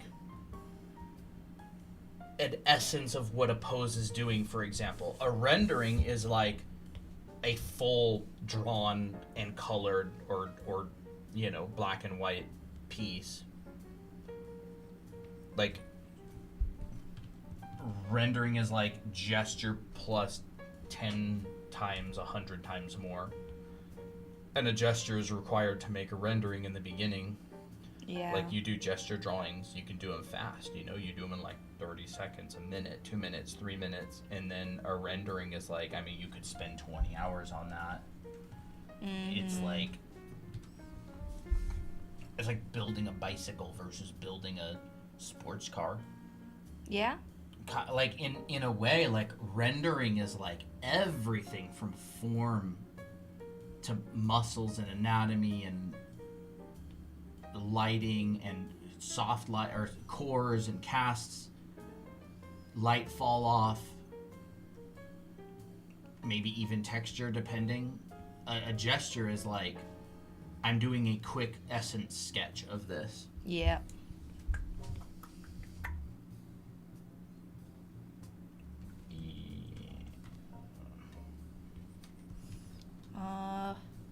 Do you need your OC to be stylized like the dessert for the challenge? I know what you mean. That's kind of up to your interpretation. Yeah. I mean, if you just draw your normal OC in its normal everyday casual clothes and you say this is a strawberry shortcake, I'm not going to believe it. Yeah. You can. We're not going to ban you. It's just, it's a challenge, right? It's up to your interpretation. If I said right now, Colton, I came to stream today and I am dressed as a, I don't know, hot fudge sundae, like, would you believe me?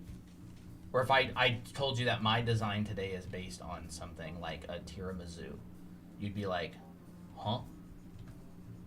You look more like a cute Bubblegum. raspberry. Yeah, bubblegum. That's true. Maybe bubblegum would be a little bit believable. You'd be like, okay, I see the pink, I kind of get it.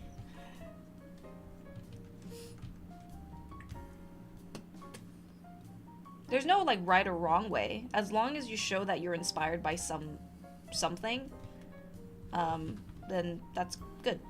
Yeah, you've done challenges many times. You know it. Master Magic, you've done challenges for like ages. You've never turned in something that was like, huh? Yeah. Like that. I think don't you fit. understand the stuff pretty good. Yeah. You need to have more confidence. Asking for a friend. Like, this has got to be like your 10th time doing a challenge of some sort. so you're safe. Mm-hmm.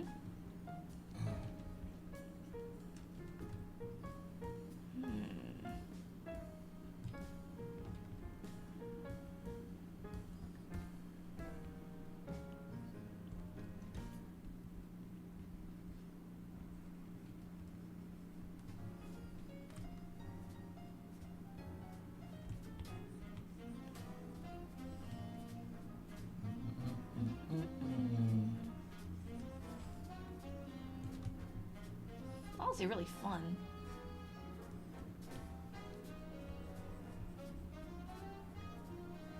Yeah, it is.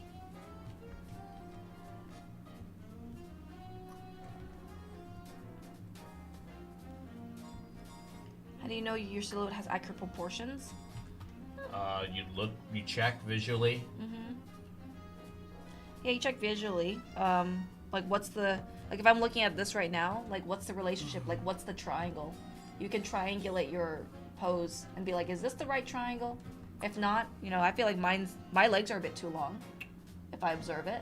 But for the most part, it's pretty accurate, I think. All I feel like I need to do is just make this a bit smaller. Yeah, maybe twist it a little bit. Yeah, I feel like that feels a bit more accurate.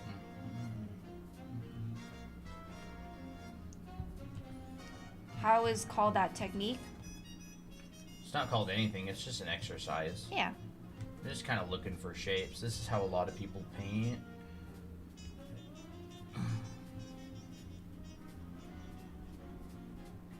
Yeah. It's just a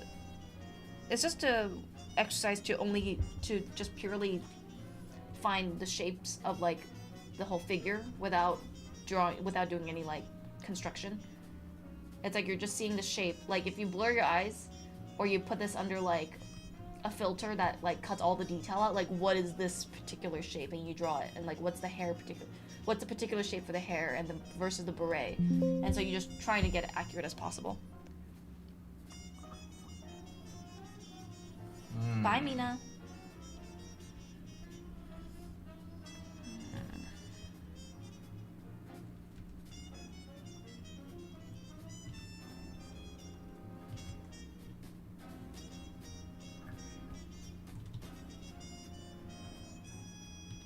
Yeah, if you're drawing right now and chilling, that's what we're here for.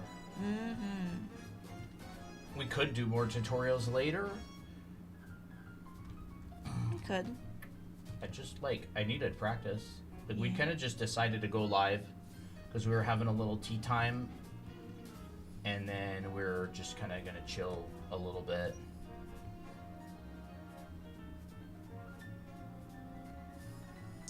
I feel like this exercise is also kind of like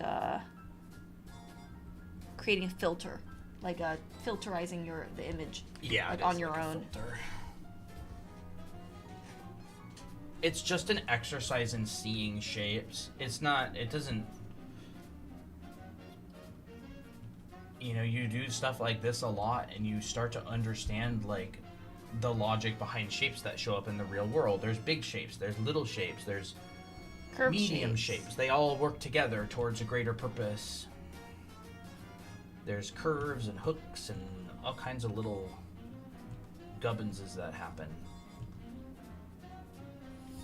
I actually really like the concept of thinking about art like a budget. Yeah, it's a budget.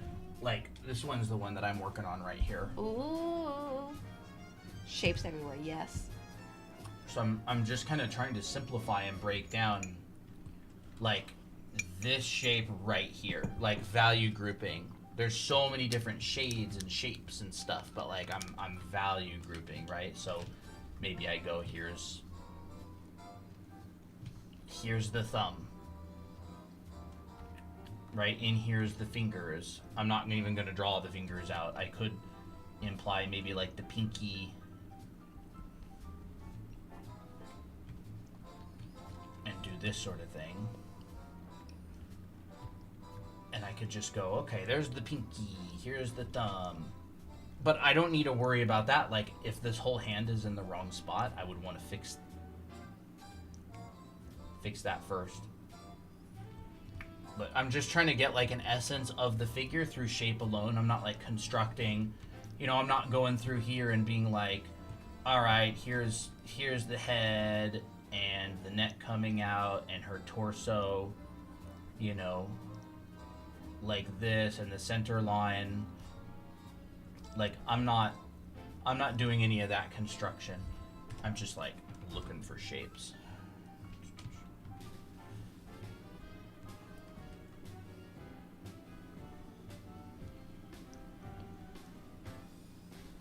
It's a good exercise.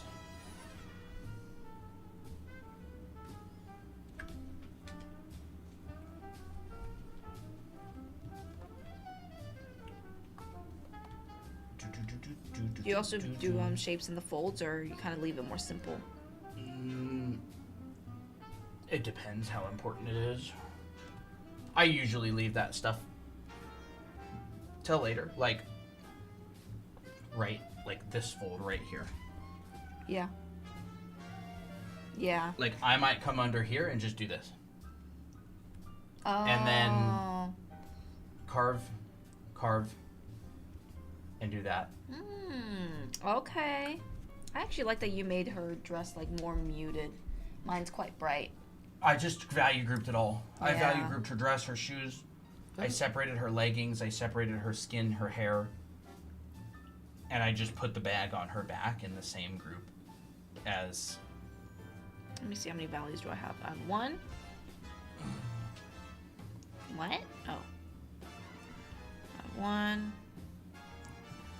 2, 3. I do have 3 values. But you've compressed yours a lot more. I think I might have 3 values as well. Like, I would group that... Yeah, I think I have 3 values. 1, 2, 3. Yeah, 3. This exercise is really good. Like, if you're trying to go from someone who's like a hobbyist and you want to make art like your profession and get like... Really good. Yeah, like level up. Like, it's these kind of exercises. Your ability to simplify. Your ability to make decisions that really helps a lot. Bless you. Thank you. Are you okay? Yeah, I'm okay. I just don't know. I suddenly had like a runny nose earlier. Runny nose and sneezing, huh? But I'm not sick. Are you sure about Yes, that? I am sure about that. Are you sure about that? Yes. You feel fine though? I feel fine. Yeah, I feel normal. It's just all of a sudden after my tea time, I was like, I have to blow my nose. I heard drawing upside down is a good exercise. It can help you see shapes. It's pretty common. Like, sometimes like people will flip things upside down. They'll flip their reference and their drawing upside down, and it helps you disconnect yourself from what you're looking at. Like, you don't look at it as a person anymore. You look at it as a series of shapes. Yeah, it's pretty common. It definitely can help. I'm not doing that right now. Too much effort. Mm-hmm.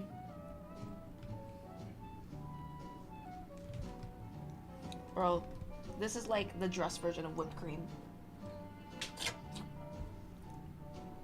You bored with your study? No. I was noticed looking. you're on Pinterest. I know. I am. I'm not bored. I just, I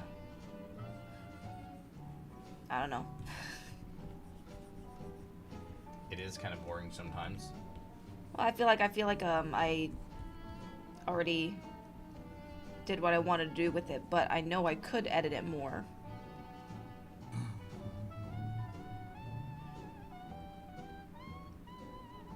It's a good dress. I kind of like this being all the same value as the backpack. Makes it look more mysterious. I find that hiding, like when you group everything into like one color, it looks more mysterious. I don't know, maybe because it feels like elusive. Your mind, you like let the mind kind of, Imagine it. yeah, your brain will fill in the gaps. Your brain's very good and bad at filling in gaps. It's like, which is it? You take advantage of the things that it's good at.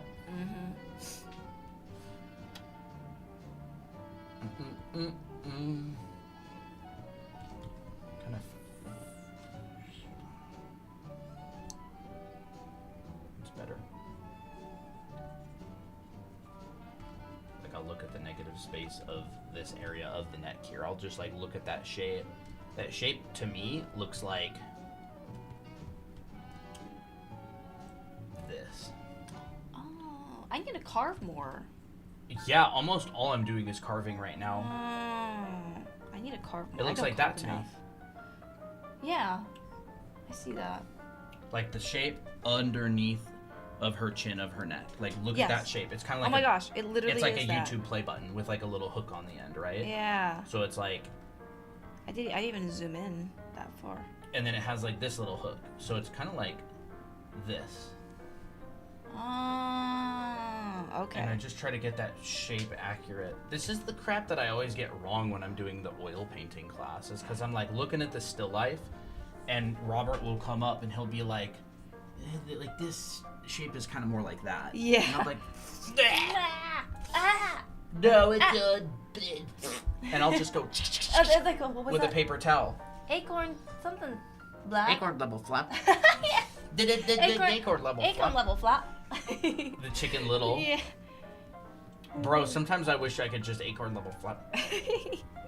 You know? Chicken Little. Chicken Little's so good. That movie's so goated. I love the romance. that romance was actually done pretty well.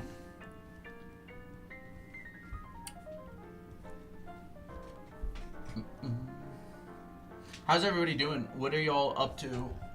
90 people here?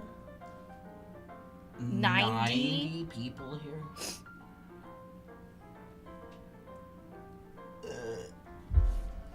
I wonder. I feel like Reno Twitter would does exercises like this. For sure. Probably. Okay, gotta blow my nose again.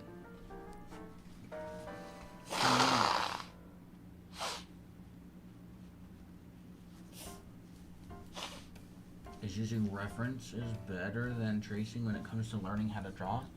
I don't think tracing teaches almost anything. And it certainly teaches a lot less than doing exercises. It's not that tracing is useless. People use it in different industries. I don't think if you're learning how to draw, it's very useful. I've not seen a single person who's good at drawing who's like, oh my gosh, tracing really helped me get better. Yeah, I never really seen that. Yeah, like you don't look for shapes. If you're tracing, you're not like really consciously thinking about the shapes that you're drawing. Yeah.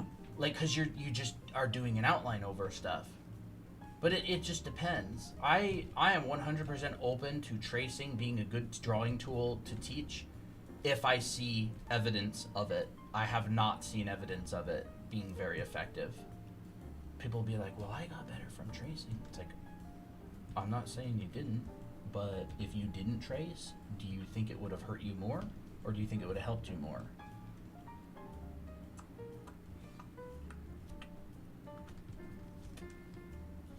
Tracing helps controlling strokes. So does not tracing. There's no difference. I don't think I've ever. For me personally, I've never traced to get better at strokes. I've just drawn. I agree. Like I've never seen someone get better at strokes by tracing more than they would get better at strokes by like doing a specific like stroke exercise. Yeah. I just don't recommend it because I haven't seen results from it. I'm not saying not do it. As a teacher, I wouldn't really give it as an assignment because my goal is to help students improve. And I just haven't really seen people improve from it.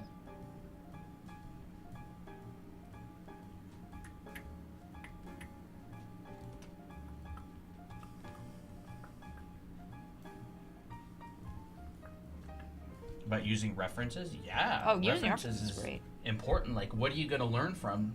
Mm-hmm. You have to learn from other outside stuff. Tracing shapes and stuff from anatomy, maybe. I don't see how that would be more effective than not tracing. I'm not saying it doesn't teach you anything. I'm just saying it doesn't. I have never seen it teach you more than not doing it. I've never seen an effective tracing assignment. Like, that's more effective than the same assignment if it was not traced. I mean, I will also have to be honest. Like, when I really don't know where the tracing advice comes from. Like, I never heard that when I was growing up. What? Like, oh, like, tracing helps. I don't know. I just never I heard just that haven't advice. seen it be effective. Yeah, but maybe it's just because like art TikToks or tutorials maybe saying about tracing. Maybe. I don't know. People really are attached to tracing. I think it's just because it gives them a confidence boost, but I don't think it gives them the confidence boost in the right way. It certainly makes you feel like you're better than you are because you're like, wow, the proportions are right. It's like, yeah, like you could print out a printer from your printer and say you drew it, and you'd be like, dang, I'm great at drawing. I've taken so many art classes by top artists. I've never gotten a tracing assignment. They just don't give them because they're like, it doesn't teach you more than you would learn by not tracing. It's like, I don't even know. It's kind of like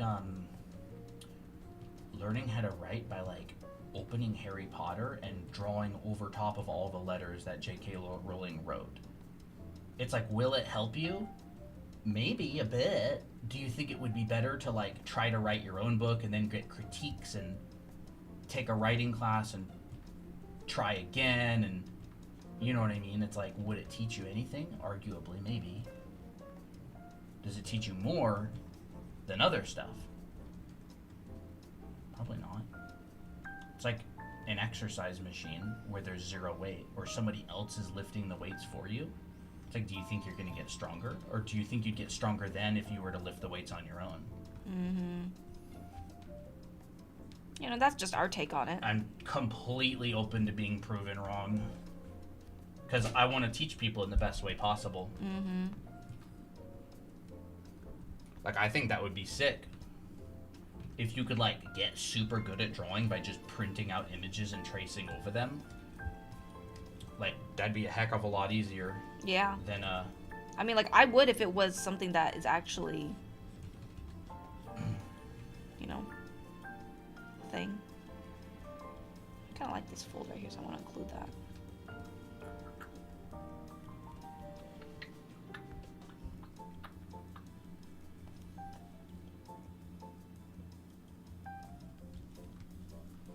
And not only that, even if tracing was a good assignment, it'd be stinking boring to do.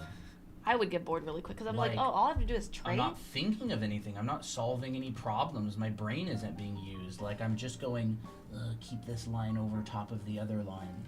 I can see how tracing would be useful to kids who are doing those swirly things on the dotted lines when you learn how to write, you know? Oh, yeah. But you know what they do? They have you trace it like one time, and then they do pages and pages and pages of not tracing. Yeah. Or like letters, they have you like trace over A and B and C. And then you're like, you draw it without tracing it hundreds and hundreds of times after you've traced it like once to learn the motion. But like, I just never really seen it as an effective tool in any situation. It's not immoral. I don't think there's anything wrong with it. Like, if you take a photo of a bird and then you print that photo out, or you put it in your drawing program and you trace that bird, there's nothing immoral about that at all. Like, that's literally what graphic designers do. They trace photos and turn them into logos and stuff. If you have the rights to what you're tracing, You can it's do whatever you want. completely fine. Like, there's literally no issue with it. It's not immoral. It's not shady. Like, I just think that there's also other drawing exercise that could get you to the same result anyways, but better. Like, yeah, like, it's simply a matter of whether I think it's an effective drawing teaching tool. Like, you're completely allowed to trace if you own or have the rights to whatever you're tracing, if you're allowed. Like, the old masters did it. They would do a sketch, and then they would trace over their grid. Yeah, they would trace over their sketch, or they would grid out their canvas, and they would transfer their smaller drawing to like a 7-foot tall painting, and they'd be like, here's my composition, grid it out, A1, A1, B1, B1, you know, like that's basically the same legit. as tracing. Grid drawing is very similar to tracing. You don't actually have to know what you're drawing in order to make it exactly the same. And I think grid drawing it's totally legit. It has its uses.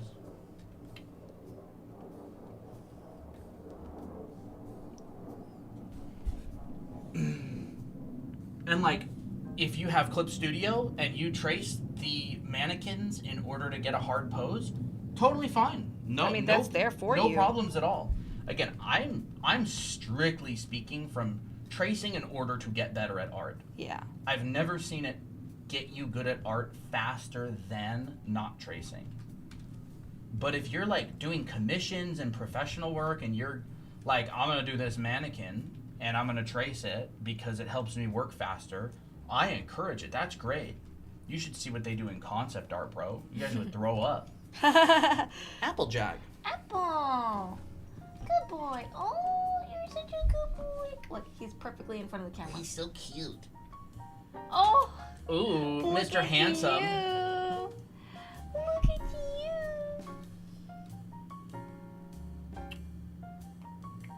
What about tracing and drawing cross contour diagrams and forms on top? That's totally fine. You know, Ray Bustos is a really popular anatomy teacher, and he has people draw the muscles on top of statues, like pictures of statues.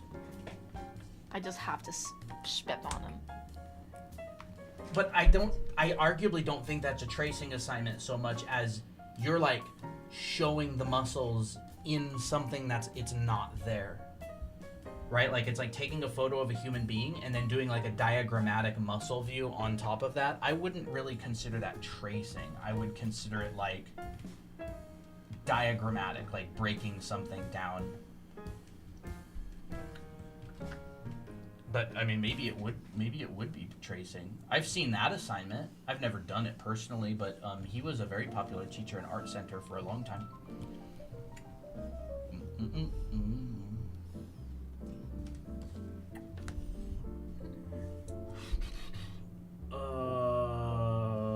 There we go. How long have you guys been learning art? Long time. Long time. Still learning art. Cross contours and diagrams and forms on top. I think that's fine. It's not gonna. It's kind of gonna. I feel like it's gonna give you more knowledge of anatomical stuff rather than like get you better at line weight and line work and stuff. But like, I think it's super fun to practice stuff. I have experimented with teaching things based on tracing, like take a picture of a building and draw over top of it and simplify it and apply different principles that were taught previously. I think I'll just leave this all without shadows. What was the thing earlier? There was some question. How are you guys coloring after doing grayscale on Procreate, avoiding muddiness? Muddiness comes from like lighting inconsistencies and stuff. Mm-hmm. And it comes from like mixing your darks and your lights where they shouldn't be mixed. Muddy is not a color issue, it's a value issue, because color is just color. I would say if you've got problems with muddy colors, I would go back straight up and do stuff like this. Keep it organized. Yeah, my this is what my study looks like here. Oh, so clean. And muddiness would come from disrupting the simple read of this, right? Like I could come in here and make this a desaturated blue. Let me bring this down. You know, I could make that a desaturated blue, and then I could grab all these darks and I could make it something like that. And I could bring this in here and I could go you know, maybe that looks like that. And then I'll change this maybe to a red and try to keep that. Yeah. So I'll choose a red that's the exact same value as this blue, except it's red. Wow. So you can see when I turn this on grayscale, Same value. same exact value. You don't have to do that, but that's like value grouping. So if I were to color this, I would probably do something along the lines of this, but it's personal preference. Muddiness comes from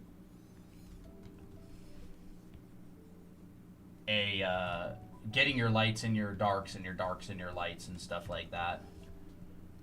You know, I may come down here and do that. And so it's like I could probably start rendering it.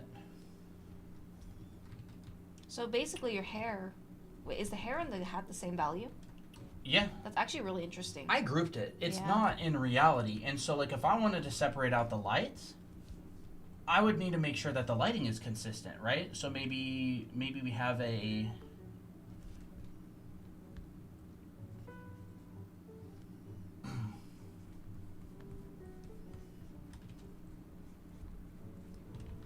like that sort of thing. See, that doesn't feel muddy to me.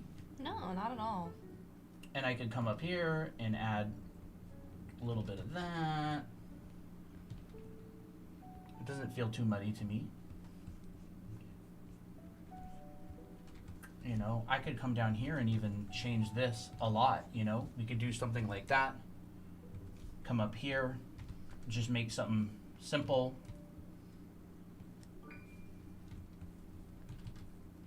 Some sort of like a graphical statement for the reflection of the hair. If I were to color this, the number one thing I would be making sure is the same, or at least consistent. Like I darkened the hair a lot, right? I've added a couple more value groups, but I'm keeping my lights and my darks, so when it's in color, it's not so bad.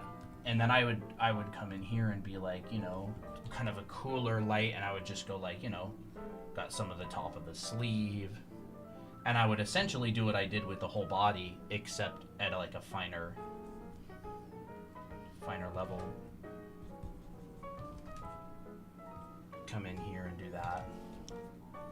What about when you try to establish form with different hues but same value? Very useful. It's great. You can definitely show form with different hues. A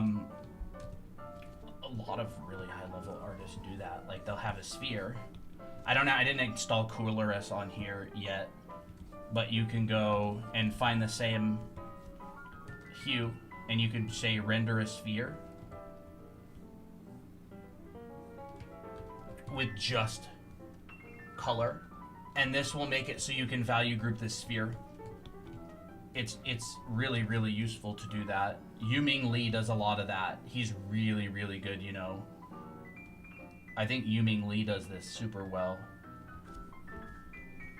And then you could have a second value group. And so now you only have two values, but you have a rendered sphere. And then say we add a third value. And we go cool light. And so there's like a 3-value sphere, but the sphere has been grouped. It's pretty cool. You can do a lot with that sort of thing. Yuming, here, I'll show you some of his work. He does this a lot. I took a class from him. His work's super stinking good. He taught that. He teaches that a lot. This is what some of his work looks like. Unless it doesn't load. There. He shows form change. Holy crap, that's so good. He shows form change with just color and not value a lot of the time. So say, for example, you come in here. If you turn this to black and white, there. Wow. He showed that diamond, that pocket, with Same value. with We're very color close. instead of value. So he's got this pocket here. That's just a different color. And then he's got his separation of light and shadow right here. So he can keep that read. He does that all the time. And it helps because when you're value grouping and you're keeping things the same, you can show form change without actually increasing the number of values that you're using. Here's like another example, basically. See, there's form change right here, and he's done it with color and not value. So this, you can see, this is more yellow, this is more blue, but yet when you look at it in black and white, it's a very, very, very low amount of change. And so he'll establish his entire value group up front, and then he'll take advantage of colors to change form. He does that a lot if you look at a lot of his work. Like he's doing it here underneath of the cat's chin and the fur. Cute. Ooh, that's cool. Whoa. He does it all the time. Like you can see, it's the same thing. Like in this eye. Did it work? There it goes. If you turn this black and white, that eye has extremely little value change. But it's a really, really warm versus a cool, right? Like you got this extreme warm and this extreme cool. And it's the same thing here, right? This entire area has been value grouped. And afterwards, I feel like afterwards he just focuses on the relationships with the colors. See, like yeah, exactly. He's mapping out all of this stuff as one value group. Like this entire area is a single value group. Like just basically one value or almost one value, right? And that shape is sick. That's a cool shape. And then inside of those shapes, he's just using color to show form separation, and like purple, yellow, bluish. He's showing form change with color change. Here's the eye, right? And this area, this whole thing is just drawn with yellow. Like, or not yellow, but like a very, very desaturated yellow, almost like a gray. And so that's kind of what I'm trying to practice right now through this sort of thing. Is I'm doing studies of photos, and I'm really trying to value group everything as much as possible.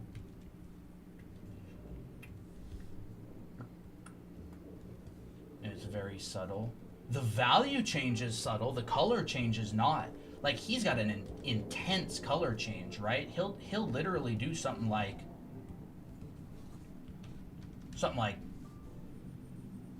this, right? Super extreme color change. I don't even have this up, do I? Super extreme color change, zero value change. Name of the artist, Yuming Lee. I'll write it.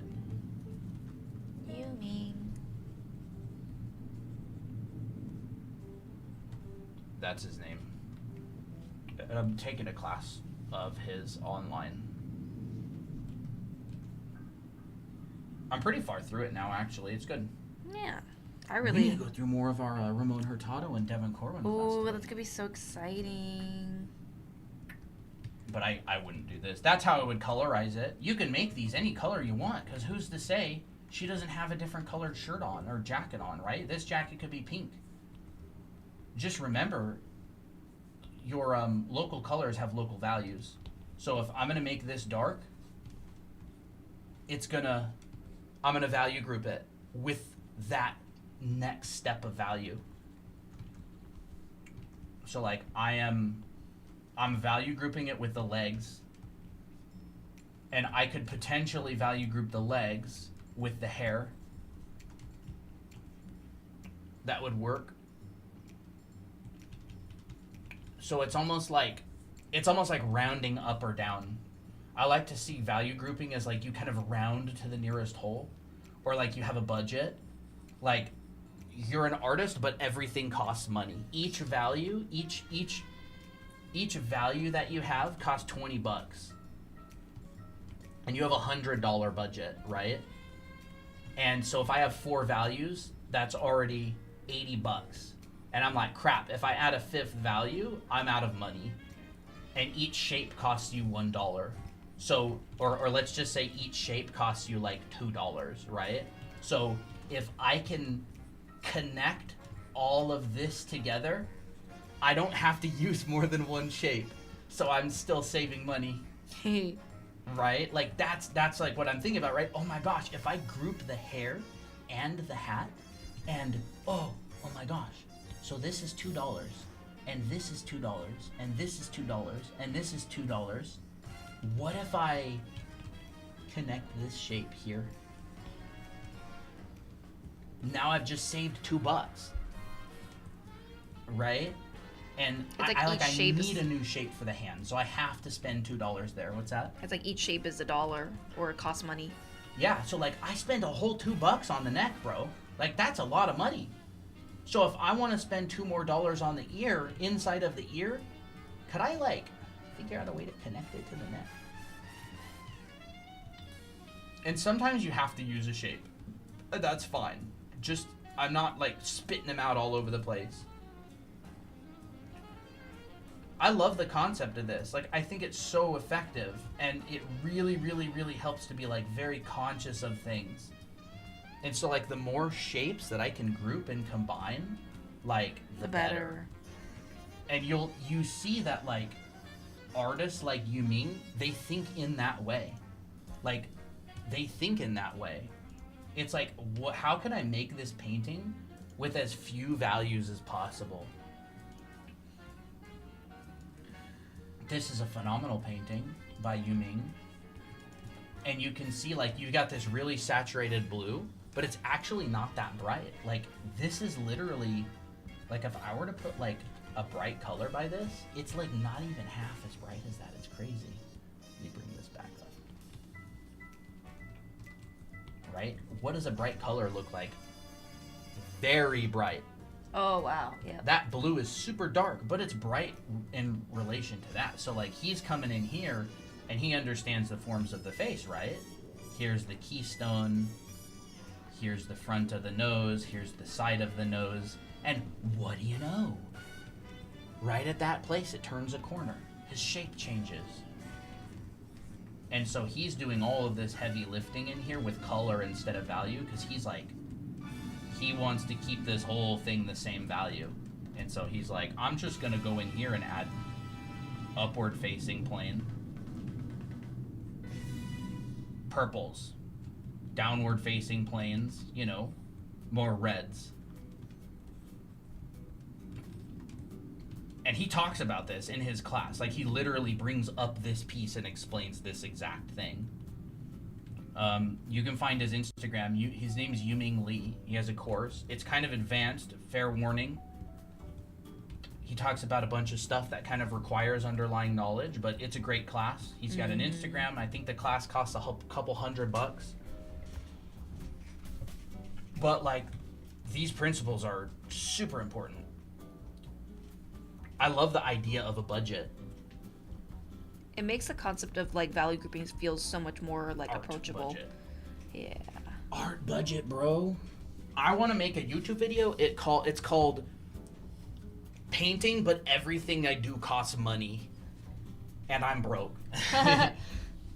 Trying to make a painting with only $20. Yeah, and then the thumbnail would literally just be this. $20, $5, $5, and it would be like in red. Like I could think of such a good YouTube thumbnail for this. And then like there's like a little meter at the top, and there's like money left over and money spent, and I'm like, it's like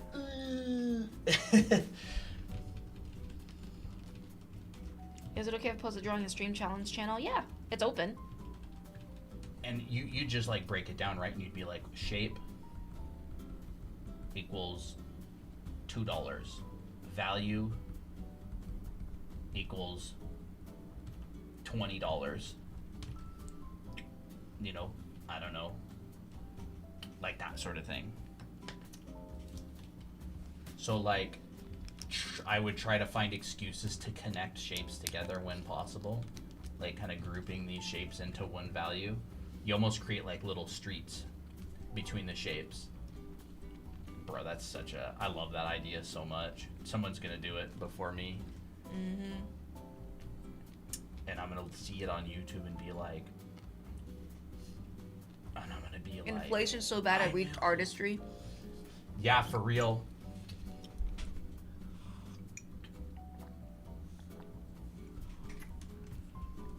And then you have subtle shapes inside of these, and I start looking for those next. So I've got like this kind of.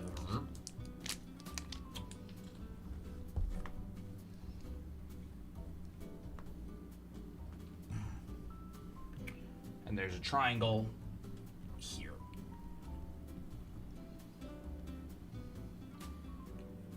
And you get these shapes underneath of the shirt right here.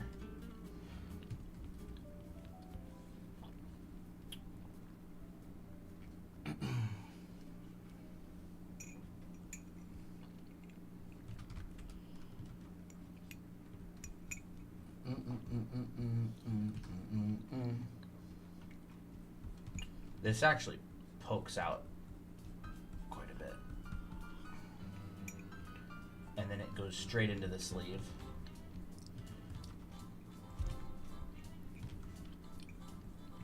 I finally finished my Dubai chocolate. Oh, there it is. Did you? Uh-huh. That stuff is dense, dude. Mm-hmm. Very dense, but it's very good with tea. Tea kind of washes it all down.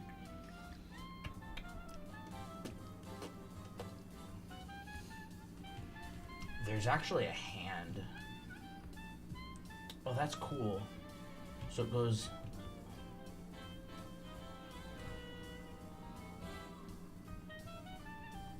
Like that.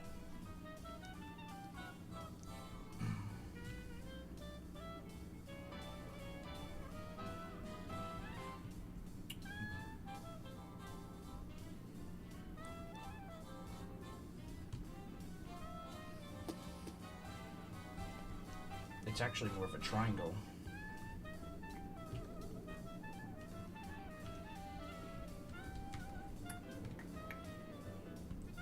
I feel like I find that this feels more understandable to me than like brush economy. This is brush economy. I mean, to an extent, brush economy is just me doing this, like drawing through and then Yeah. overlapping it and kind of figuring out where I'm going to utilize brush strokes. Like, brush economy is like, you know, doing that instead of this.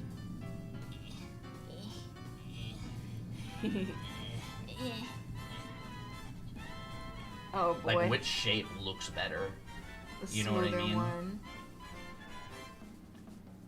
and which shape took 10 times less time. That one. The Like, I ladder. literally am just like, Or bro, I need to First one. clean this up. Like,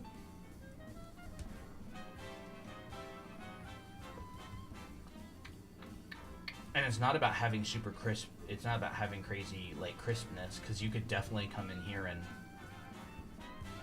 mess things up if you need to. Like, you could mess up this edge here. You could have lost edges. Like, I would probably lose this edge right here. I would lose that edge. Probably lose that edge.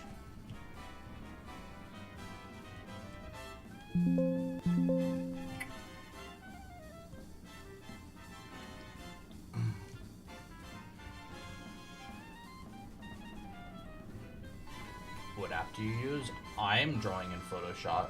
Christina's drawing in Procreate. Mm-hmm. And I just go like, is this triangle, like, I've got some major proportional issues up in here somewhere, and I've been kind of trying to figure out how to deal with those. It's not matching up with my reference, and I'm kind of cooked. But it don't matter. You can still tell what it is. I say it doesn't matter to make me feel better. It's true though. Technically, it doesn't really matter that much, yeah. Apple, did you decide that you're done? Oh, look, he changed his napping spot. Look at that. Apple. He probably overheated.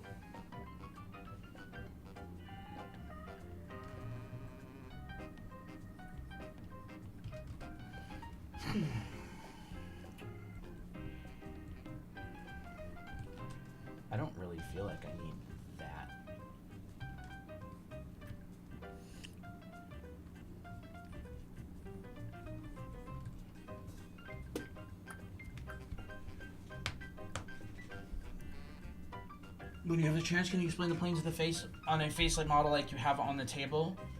I mean, in a sorrow head, yeah, it is Applejack. He did change napping positions. They're just like common planes that show up. Like, I would say there's a model on ArtStation that's pretty popular. I don't remember who made it exactly, but it's like, just look up like planes of the face ArtStation. Let me look it up.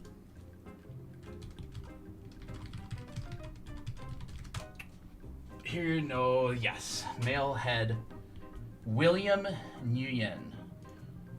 He was an Asian. Yeah, I knew it was a Nguyen. This right here. This is a head model on ArtStation.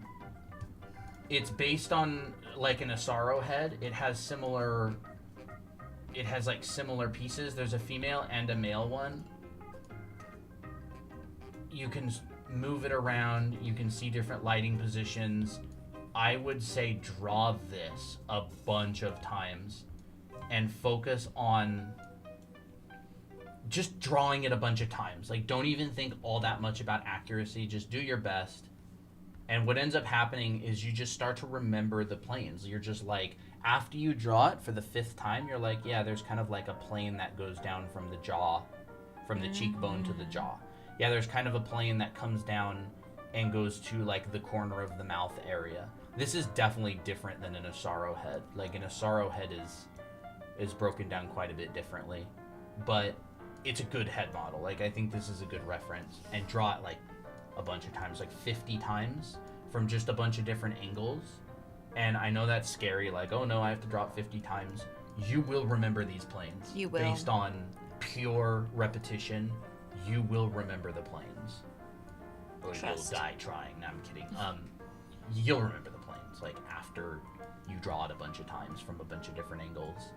That's literally the best way to learn, is just draw it over and over and over and over and over. Doesn't matter if it looks horrible. It's like, it's about the repetition. It's about the motions of going through it. This head model, this is the guy who makes it. You can just take a screenshot of this. Male head light reference tool, William Nguyen. I think that's how you say it. Just take a screenshot of that. You can Google it. This is free on ArtStation. You just pull up this page and draw it a bunch of times. Where do you get the head model again? Which head model? The Asara?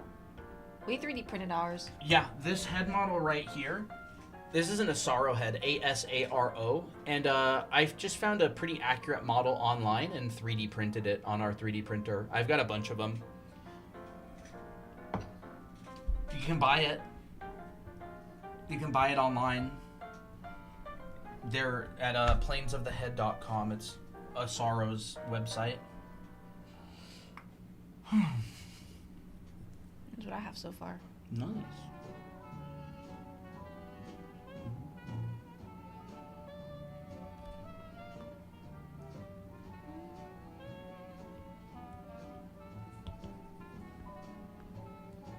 Make sure you find an accurate Asaro head. A lot of 3D modelers out there who are bad try to model Asaro heads and put them up online for free. You don't want to 3D print like a really bad one and use it as drawing reference all the time. 67,000 likes. Holy crap. Oh, now it's 68. Oh. Rip. 67,000.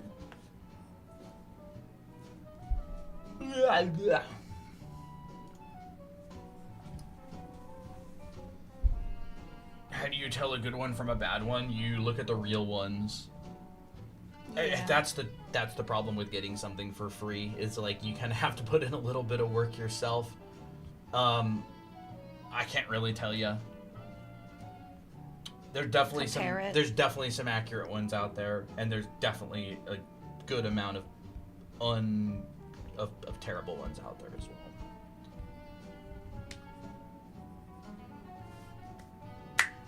Oh, that was a good crack. La la la la la.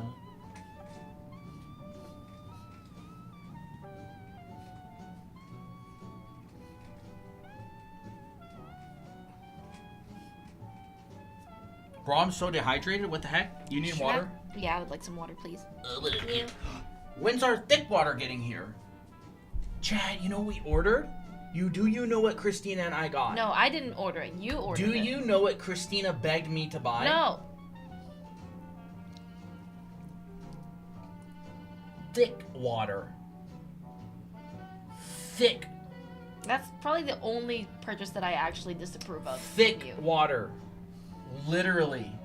I ordered some. It's like honey consistency water. Why does it exist? Why didn't you just get the smaller one? Why do we have to get like a 14 quart? Because a 14 quart? What are you talking about? A 1 quart? Sorry, one quart. Why do you think the smaller one is $42 and the big one is $13?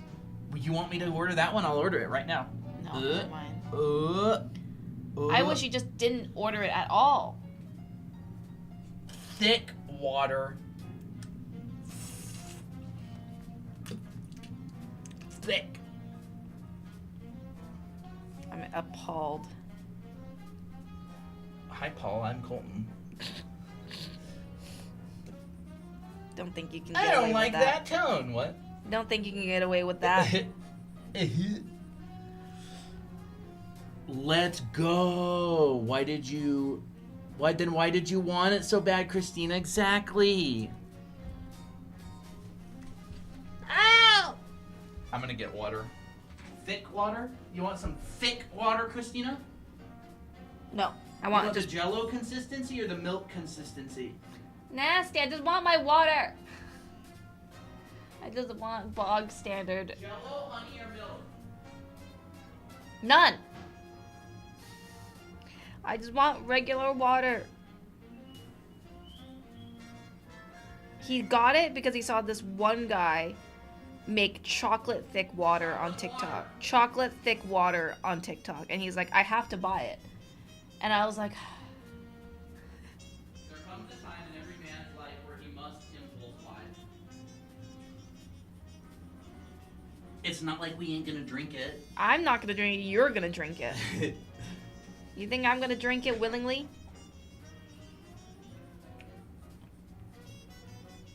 Thank you.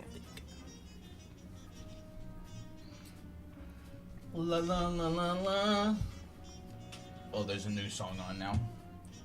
Let's get some bangers going on. Let's listen to some bangers.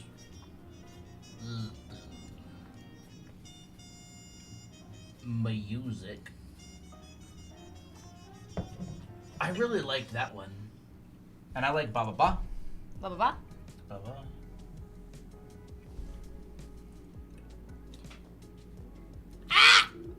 Do it. No, I can't. Hey, you want some thick water?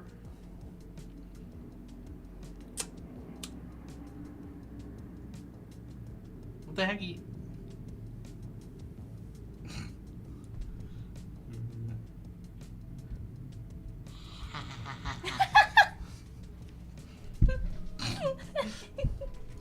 We need to memorize ghost stories. What was that? What was that? I don't know. Thanks, Sav. Have a good sleep. I'm actually kind of tired. If I continue to get tired, I'm not gonna have enough brain power for class. Chat, did I ever tell you that my brother sleep talks and walks a lot? And I used to room with him. I roomed with my brother in the same room for a couple of years. And boy, the things that I would wake up to. One time he tried to run out of the apartment in the middle of the night. Oh no! How does he know where all that stuff goes? How did he not fall and trip and? Sometimes he body does. no. Remember that time he really messed up his arm because he Oh tackled the yeah, wall? he like dislocated his arm. I don't remember.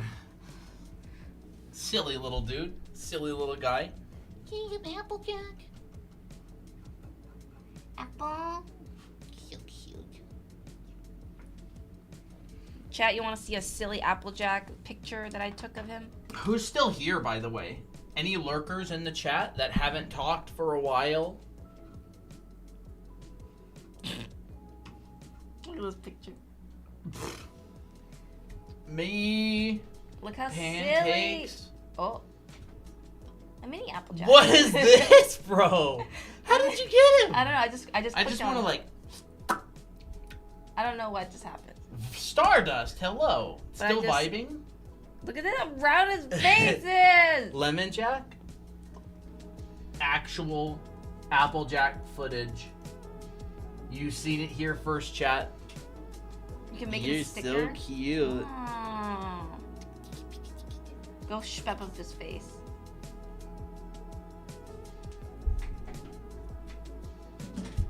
Aren't you so handsome? Look at you.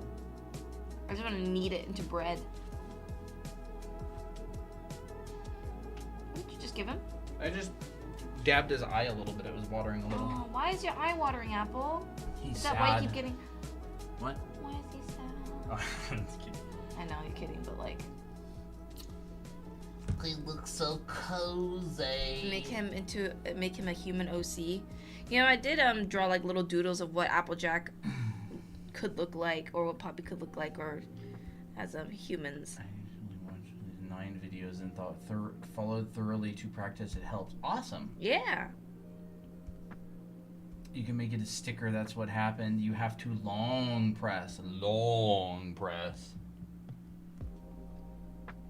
I'm vibing still here. Nice. Armatox, Stardust, Uvia, Dahlia.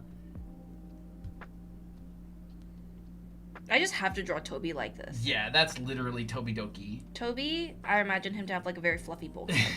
That is literally what Toby. Like mental breakdown bangs. Mental breakdown bangs, but he doesn't. But he looks so attractive. Yeah. Okay. Never mind. He's got to look cute to make Yeah, him he like does. silly, right? What did you do with that hair? You deleted it? Yeah, I didn't like the shape of it very much. He's not a Toby. fluffy cat, but I imagine him to have fluffy hair. I come across the stream now and then, and this is the silliest doodle I've seen. Nice. This is our cat. This is a human version of Toby, our cat. Our youngest. This is Toby. I love it when you were just like casually walking through the house and all of a sudden he like is absolutely terrified and runs behind the couch like, homie. And I imagine him to have like a sweater. He kind of would have a sweater. A Best time to wear a striped sweater. what's that from? All the time. What? What's that from? You don't know that song? No, I don't. What is that song? So this is Toby human form. One with the collar. I don't know what that song's from. Do I know it? Chat, do you know that song? SpongeBob SquarePants. That is exactly right. You get a cookie, too sweet. It's SpongeBob, Christina. Ah. Ree. Sparkle Kitty, hello. This is Poppy. Bro, have you seen those SpongeBob quiz TikToks? I ace most of them, but there's a couple that I didn't know, and I was kind of sad.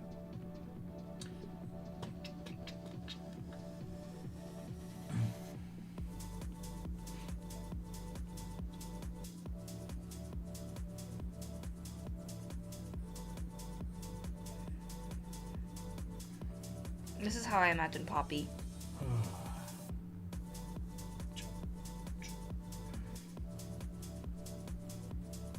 Ooh. She's a tortie.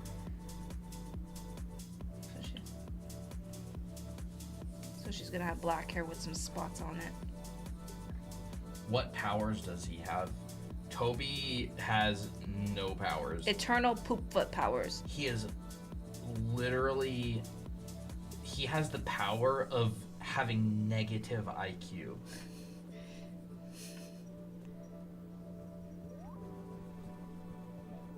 Bye-bye, Applejack. Somehow, Toby has managed to have negative IQ points. He brings the average of the house down.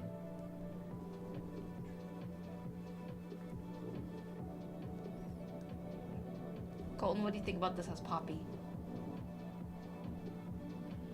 Kinda. And then we'll do that for Poppy. And then Applejack. I'm tempted to draw him handsome, but he's more stupid than handsome. He's more dumb looking. So I'll do like a kind of a rounder face.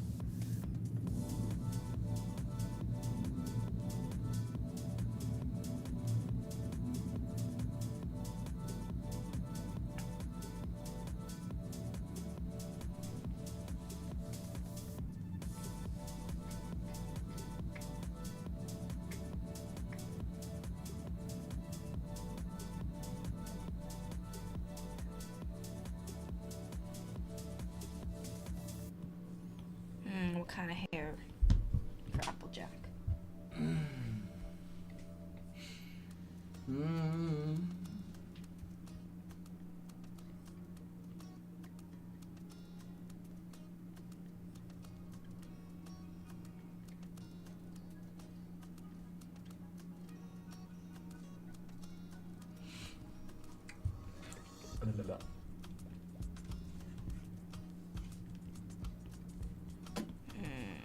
That needs to come in.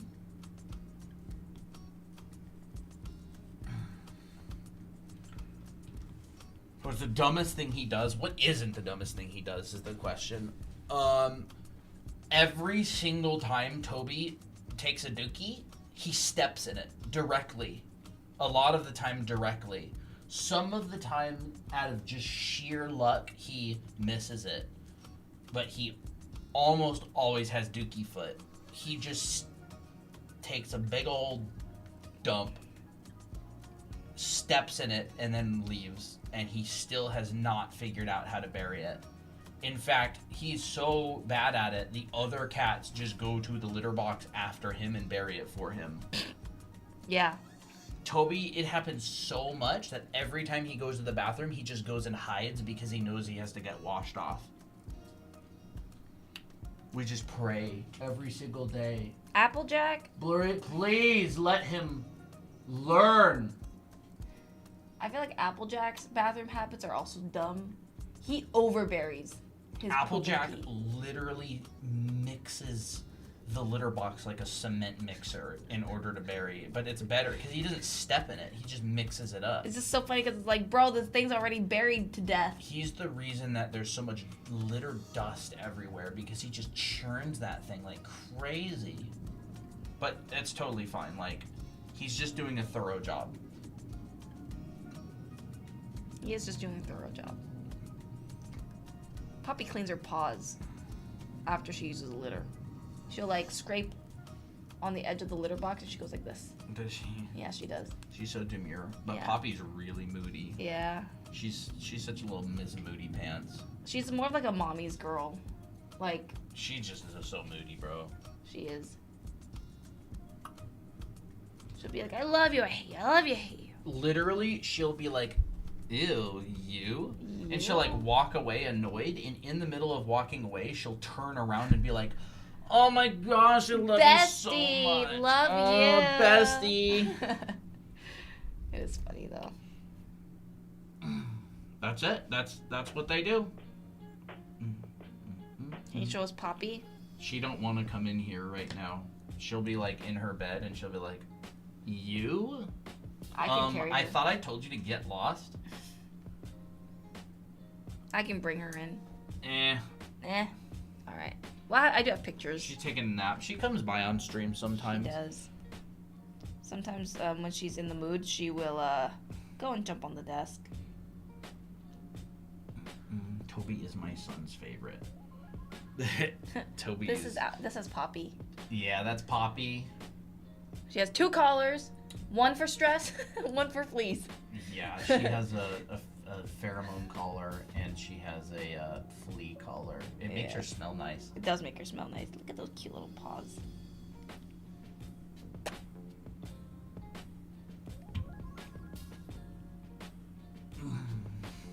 Yeah, she likes to. I think Poppy's the only cat that likes to go like this on furniture.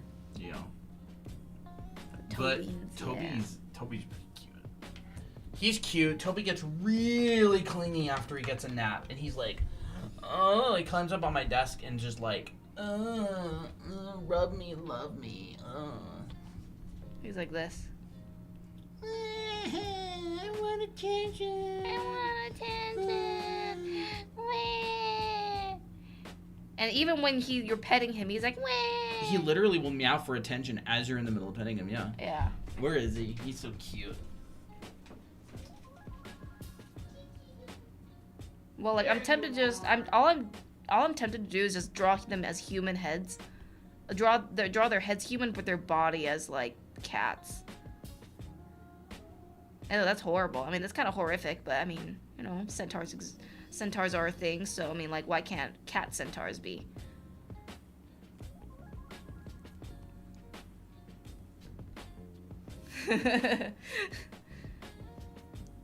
Robbie is watching you make that crying sound. Like, what are you doing? Is he sentient? Is Robbie now sentient? He's probably not an NPC anymore at this point. But yeah, he'll whine and act spoiled, and he'll trip over Colton's legs when he's like being spoiled. Okay, cat version is too cursed, so.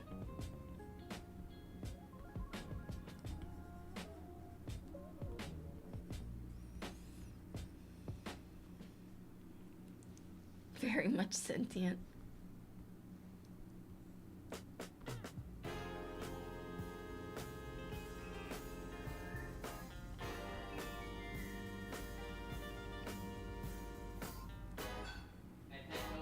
You did?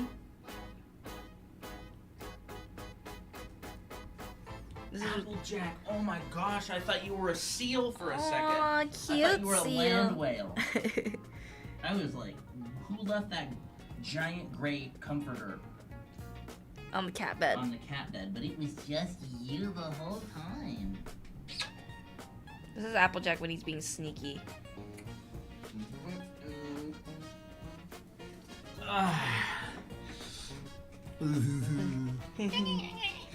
Oh wait, hold up. Chirp. Little bird. He chirps so much he's like a little bird.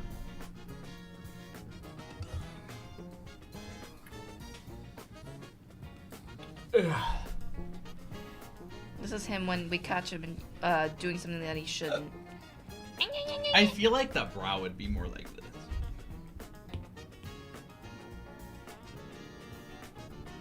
Oh yeah. Like uncertain. Yeah. You know what I mean? Uh-huh. I don't know if both of them would be, but like he, yeah, and he'd have like Apple. You can cute. yeah, that's what he looks like when he gets caught. Yeah. And he literally like meows as if in protest.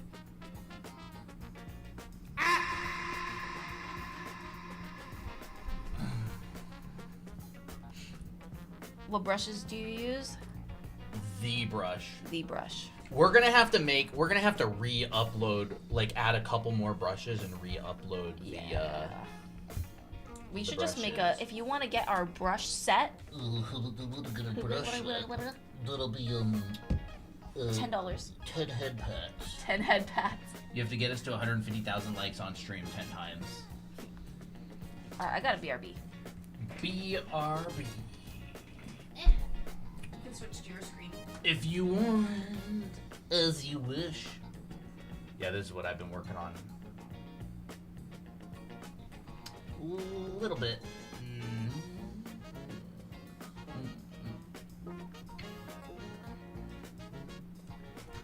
I kind of feeling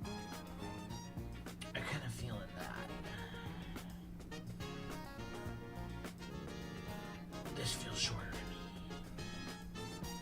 That feels like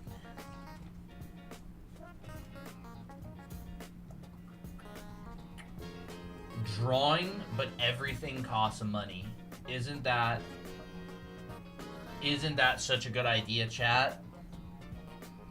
No, I'm broke.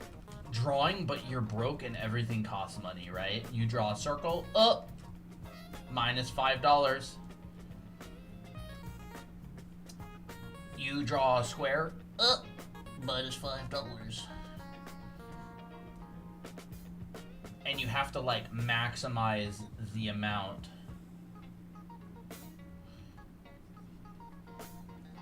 That's $5. And every value costs $20, bro. This drawing here costs so much because I've already used 3 values, and that's $60 worth of my art budget.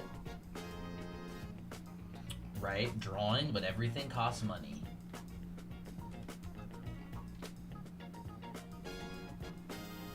And every single shape costs money. And so you have to like maximize your shapes. And you have to maximize, well, this kind of goes like this. So like a single shape costs some money.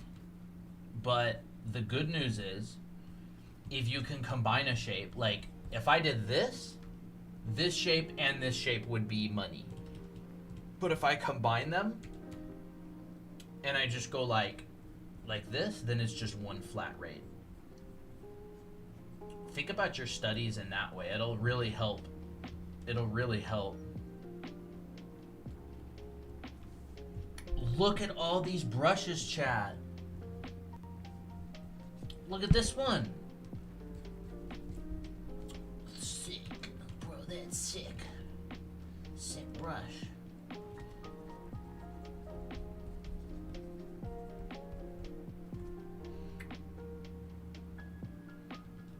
What brush? This brush pack is... Oh, this is our anime art school brush pack. Let's go. Ooh, this is a nice one. This is a fun one. I made this one myself. I like using it quite a lot. It's kind of fun to block in stuff with. You got your basics.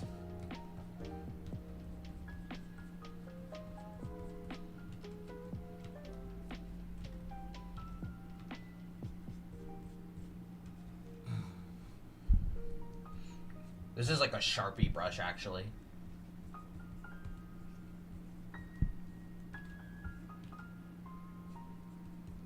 I like that one quite a lot. It works well.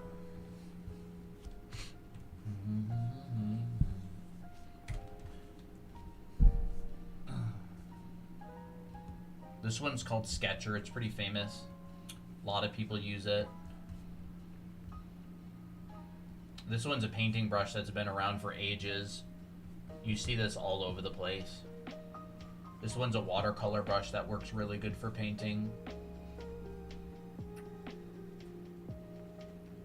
This is my favorite, one of my favorites.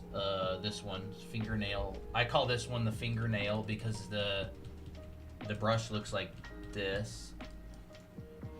It looks like a fingernail clipping, but I love it. I use it to paint a lot. I painted entire pictures with just this brush for client projects. It's good.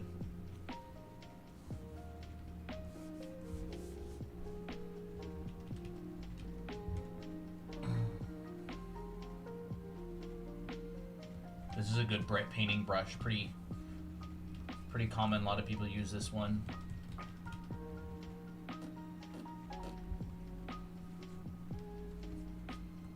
Which is a good one. They're all good brushes. This pack kind of covers all your bases. You get it for free when you get our school. But then we have the this is one I actually made out of the brush we always use on stream. And then this is the brush we use on stream all the time. It's so good. Such a good brush. And funny enough, this is what I paint with most of the time. It's what I painted this whole thing with. You just carve. Like you go like that, and then you can just kind of carve. Up, up, up, up, up.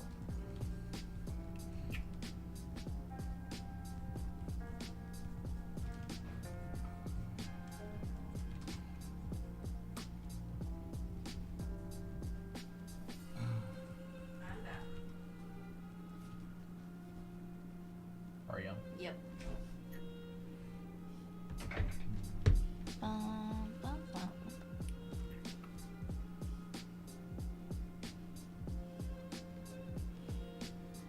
Maybe I'll study a statue. This would be kind of cool. Yeah. Or maybe an angel.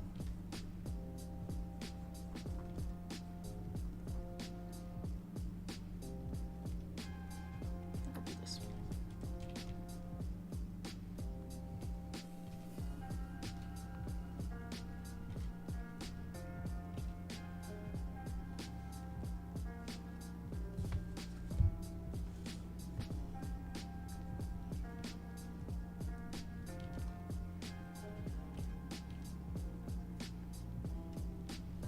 Never thought of carving. Yeah, it's oil painters use it a lot too. They'll like take one stroke and put another stroke. It's super good. Like it's one of the biggest like breakthroughs that I've had with like brush strokes. That's the only way I was able to make all this stuff. You know, like you put in a shape, like say boop, and I just go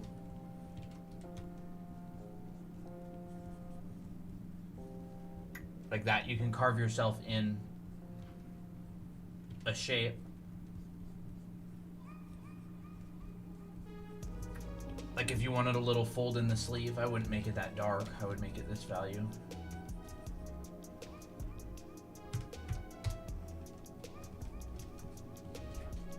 Ooh.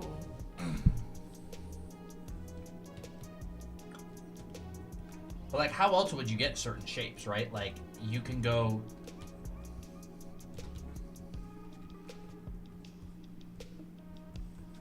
Like, how would you draw this shape? It'd be so hard. It'd be so hard to draw that shape. You'd literally have to be like...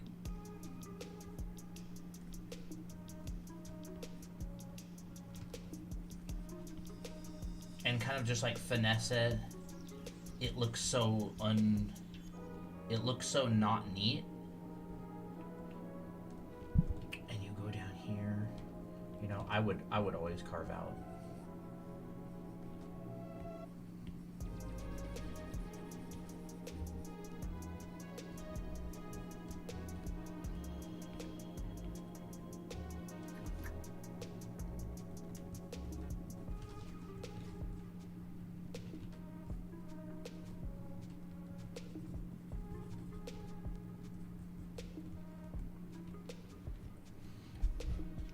Nice.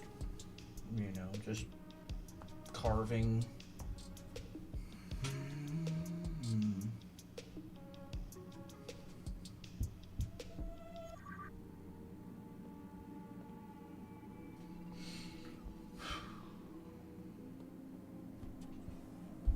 This was the one from yesterday. I actually did this one twice. I did it once on stream, and then I did it after stream. Oh, did you post the one after stream? No. Oh. Actually, maybe. Nope. I did the same exact shot again after stream.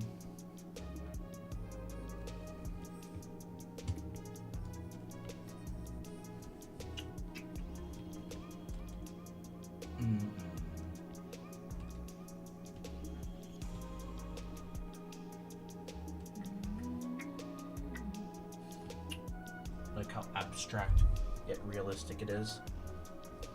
Yeah.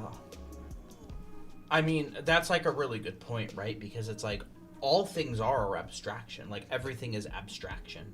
That's how we see the world. We see it through shapes. Shapes only mean something when they're put together with other shapes. Like if you draw a box, right? If I draw like a box, let's just say this is my box and fix it. And I have this side. And I've got this side. And I've got the top. Like it looks like a box. And only when the shapes are put together does it look like the box. This shape, this doesn't look like a box. this shape doesn't look like a box. This shape doesn't look like a box. And the only way it looks like a box is if I put these shapes together in a meaningful way, right? So like this is not a box. If I tried to convince you this was a box, it wouldn't, you'd be like, no, that's not a box. It's only when these shapes are put together in a way that is meaningful does it become the thing. And everything is that way. So like if I told you that this was a person, like let's just value group this all again, right? Like if I told you that this was a person's face, like you might be able to see it a little bit, but it's a very abstract shape. And so it's funny because you learn all this perspective, you learn all this drawing, you learn all these foundations, and at the end of the day, all you're really trying to do is get the right shape, because your brain sees shapes. And once these shapes are put together in a meaningful way, right? There's a shape, there's a shape, there's a shape. Once your brain once they're put together, they become the thing. But like you can't know what shapes make up the thing until you like study and practice and everything. Mm-hmm. And it's kind of interesting how that works, because like at its core, all art is abstract. Like it's all abstraction. And so if you drew this girl from a different direction, her face wouldn't look anything like this shape. It would be a completely different shape. Her hair wouldn't look anything like this shape. It'd be completely different. And so that's why it's so important to kind of do like 3D drawing. It's really interesting. It's like all about finding those correct shapes, and you learn form drawing and cast shadows and foundation and rendering and perspective, and you study objects and you study environments and trees and everything, all in order to just kind of to get that one shape. And like this could be the shape of something. It could be the shape of anything. A ship? What could be the shape of a piece of a shadow that's coming off of something.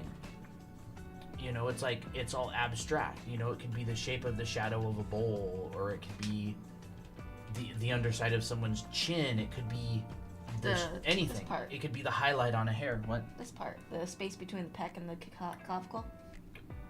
Yeah.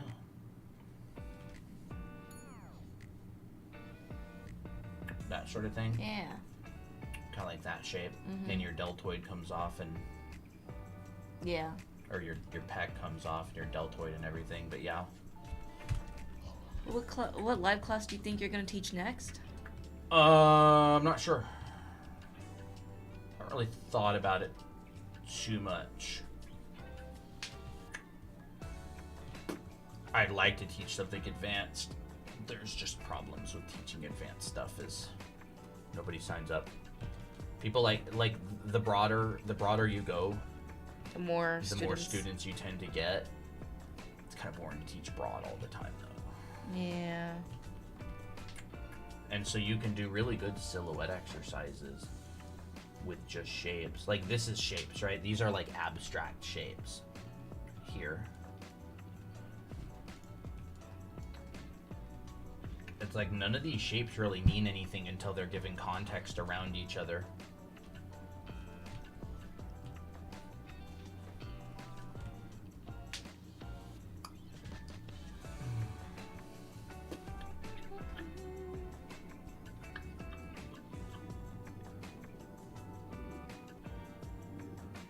Same with like that kind of stuff.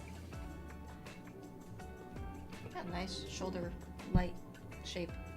Ooh.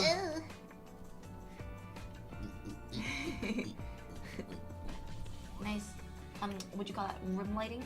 I mean, it kind of is in a way. I mean, you could say they could argue that is kind of room lighting.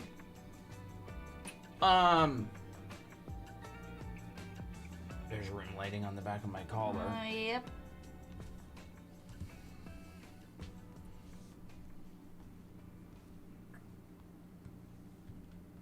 I have not saved this. I don't really need to.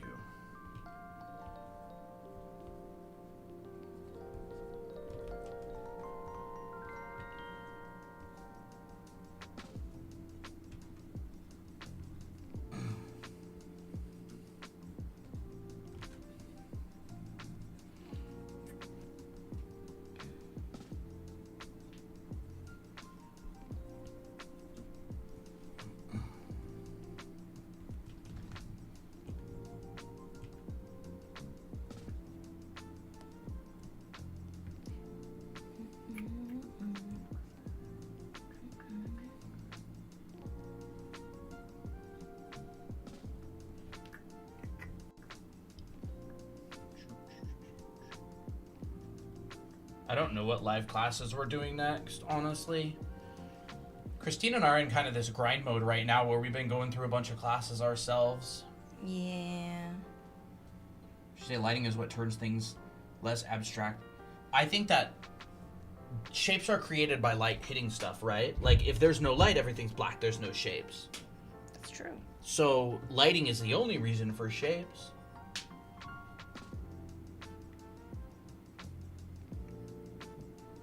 Is like objects that are being hit by light. There's a light hitting my face. It's like the only reason you're able to see is because of light at the end of the day. But yeah, I mean, I think like everything is abstract. Your brain is just good at kind of taking pieces of information and shapes and recognizing them as things. Like that's kind of what your brain is good at. And to do art, you kind of hijack that mechanism that your brain has to recognize things. And you sort of create the same shapes that get created. And that's what, like, you know, everything is. That's why, like, TVs look like things. Like, you have pictures on them. Artists will draw things, and you're like, that's a person. And there's also the idea of, like, symbols as well, right? Like, a symbol could be something that people recognize, but doesn't actually look anything like this thing. You know, I remember, didn't Ramon Hurtado talk about, like, anime or whatever, that it's basically just a symbol of an eye. It's just designed. Yeah, and it's like... You know, like, that's a symbol that people would recognize. It doesn't really look anything like the thing. Or there's, like, I don't know what it looks like exactly. It could be something like this. I don't know if you drive, but this is, like, a sign. Like, this is a symbol that you could see on a sign. And it's, like, really all you have is kind of symbols. And anime, like, to a large extent... is kind of a combination of this sort of thing that I've been talking about and like symbols. Like an anime eye is kind of more of like a symbol of an eye. It's like based on the real thing, but it's kind of become this like symbol. Yeah. And I find it really fascinating.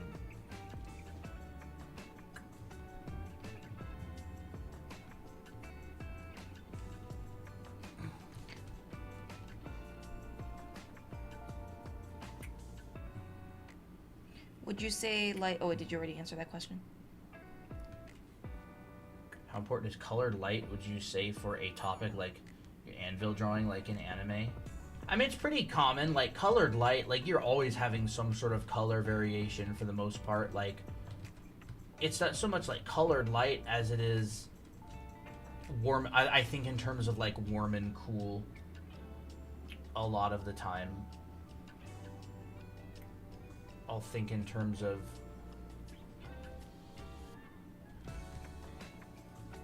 because everything is relative, so it's just like, is the shadow warmer relatively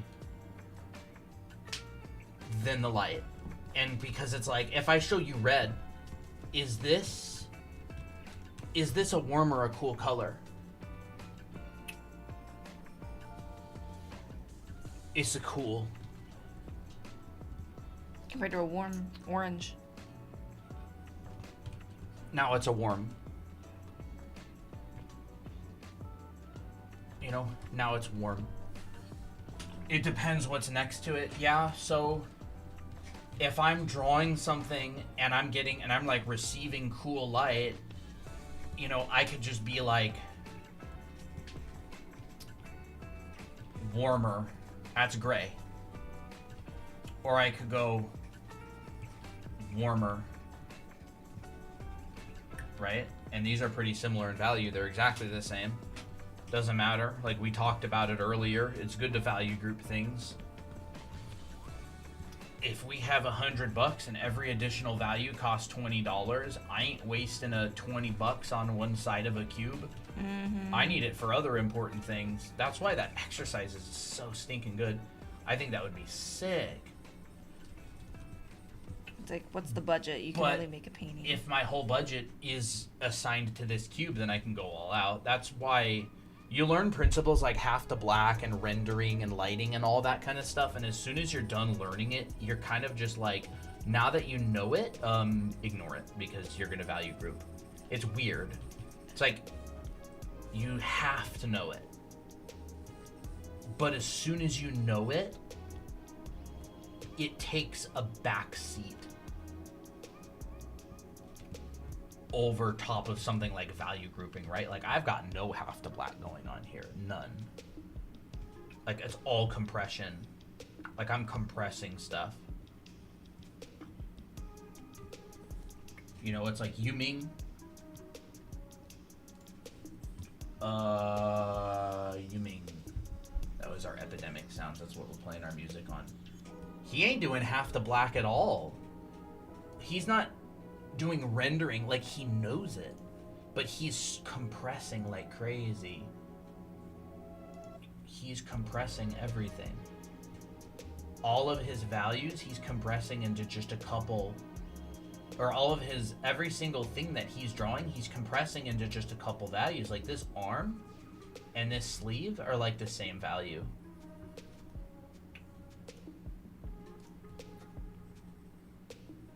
And it's super abstract, right? Like, he's going into really heavy abstraction in some of these areas. Like, look at this shape created up here. He's checkerboarding. He's going dark, light, dark, light, dark, light, or dark, medium, light, dark, medium, light, medium, you know.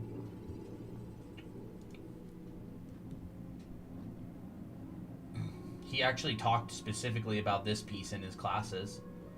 I love that one. In his class, yeah. The colors really don't matter in that. Well, he was keeping the chroma really high. If you want a high chroma blue, it has to be dark. Wow. You can only make blue lighter by adding white. So if you want a high chroma piece, like if you want to draw a box, right, with high chroma colors, and you've got like a shadowed side, and you've got a lit side, and you've got like a middle side, say like this, in black and white you've got a 1, 2, 3 read, but in color you've got yellow, blue, and red. Why? Because yellow is a bright value, blue is a dark value, and red is a medium value. And if I wanted to make the dark side yellow, I could not make the dark side a bright yellow, because yellow is bright, or yellow is a bright color. Like, I couldn't make it a vibrant yellow, I should say. This is not a vibrant yellow. This is a brownish, nasty yellow, right? Nasty. I cannot make the dark side this yellow, because this yellow is dark. So this piece he was doing right here is he was basically just painting with high vibrancy colors in a lot of places. Like, a lot of his shadows are kind of a vibrant blue. If you want a full chroma color that's bright, it basically has to be yellow. Do you think I'd understand if I took his class? I don't know how advanced it is, Lau asks. You definitely understand some of it. I think you'd get a lot out of it.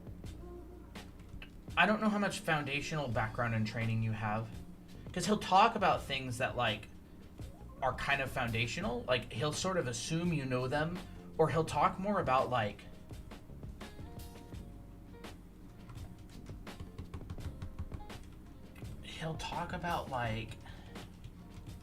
certain things. I'm trying to think of an example exactly. I don't think you would dislike it. I think you would get a lot out of it. It's not a foundation class. It's like he kind of gives like a like design class. yeah, it's kind of more of a design class. I would really recommend professional artists take it, but I think you would like it. There's certain things that, like, he talks about a lot of abstract ideas, right? Like shapes and like combining shapes. So like if you have large shapes in your piece, he's like try to create pathways between them. Like, that's a pretty abstract idea. And he's basically talking about, like, the more pathways you can create through a piece, the more cohesive it will feel, And that's exactly what I did here, right? I'm trying to, that's literally this lesson, which is like, you're an artist and everything costs money. So I'm just like, oh my gosh, like, how do I connect the collar of the shirt to the shape of the hair? Because I want to save $5. Every shape I add is $5. So I'm like making every excuse possible to try and like connect similar values. Because if I can make my shape this instead of this, because now I have a shape here and a shape here, I save money. And so he talks like concepts like that.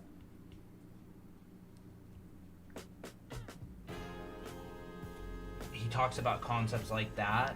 He talks about the concept, the thing that I talked about earlier, like this, he talked about that as well, which is like, you know, saving your values for the graphic, the important graphical elements, and you can render the sphere using just color. Right? Like that. So like this sphere is 2 values. I have a highlight and I have like a midtone, but yet I have a separation of light, or I have a separation of the cool planes facing up, the warm planes facing down, and a specular and a cast shadow, and I've only used 3 values. 1, 2, 3. $60. If I had an extra value in here, now what you could do is you could group this. Also 3 values. And it's your artistic interpretation. It's like you are the artist that makes these decisions. Like that's where you kind of shine. And you can see that sort of stuff all the time in his work. He's doing that right here. Look at this area underneath of the collarbone, right? Look at this area of the underneath of the chin. This is facing down. He's used color to show that. Just like it's color to show this. That's like one of his lessons. And he talks about like studies. This might actually be my favorite piece of his, just not because I think it's the best, but because I think it has the sickest mood, honestly. It's The so sickest mood. It's all about the vibe.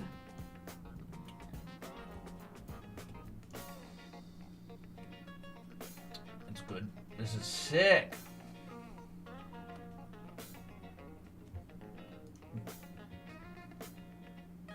This one's sick, bro. Look at this one.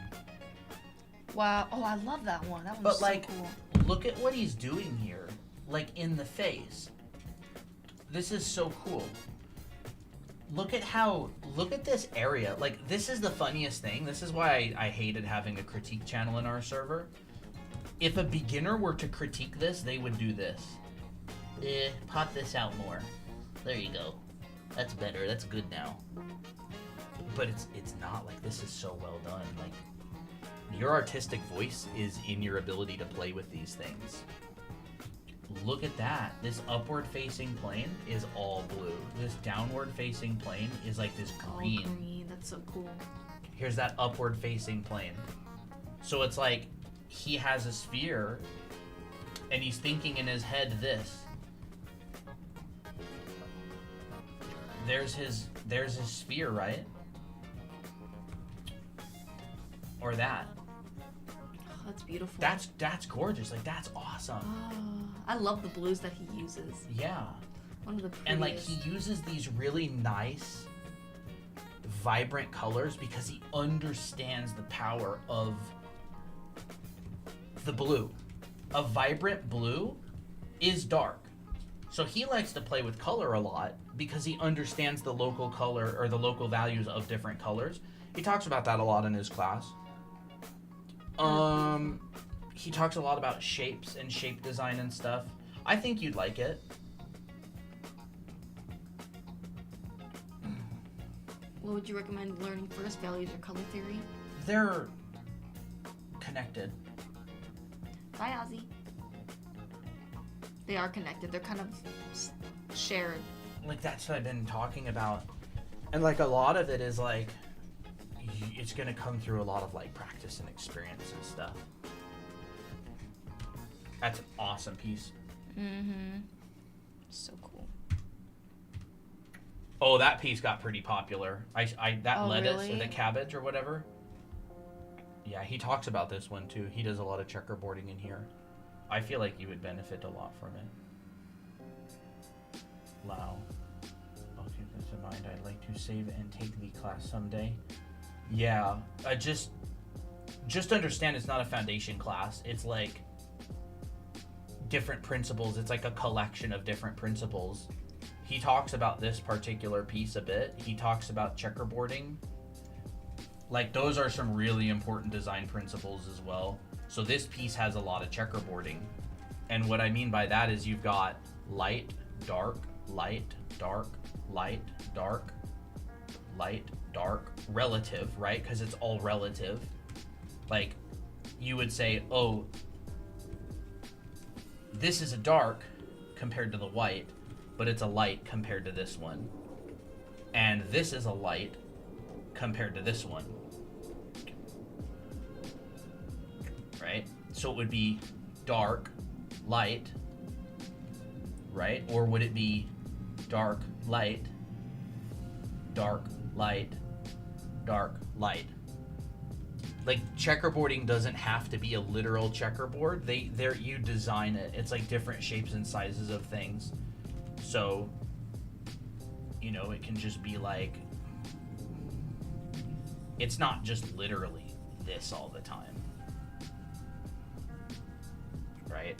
Checkerboarding is more sophisticated than this. It's like designed shapes.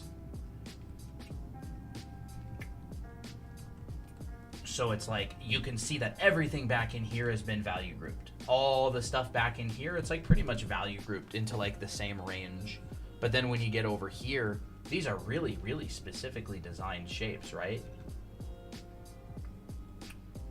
And the funny thing is, like, this piece is so good, but it's not really more detailed. It's not really like it's any more detailed than this. Right? It's way better than what I did, but it's not because it has more detail. It's not because it's a better portrait. Like, he's got this little sticky outy bit thing right there, but like, that doesn't matter, right? It's like, it's in the design of the whole piece. I really like his brush strokes, like, especially on the sleeve. Yeah. It's just scribble like that, and I'm like, Yeah, and you'll I see need to that do like more stuff like that. really good painters, it's not necessarily in the accuracy so much or the detail. It's in the quality of the decisions that they're making. Like, they can be accurate, but it's in like the quality of the decisions themselves. Mm-hmm. Like, this is a good triangle. This triangle right here, that's a good stinking triangle. Good smart location of one, right? This bold square right here, that's a smart move. Like, that's just, it's cool, it's smart, it's intelligent.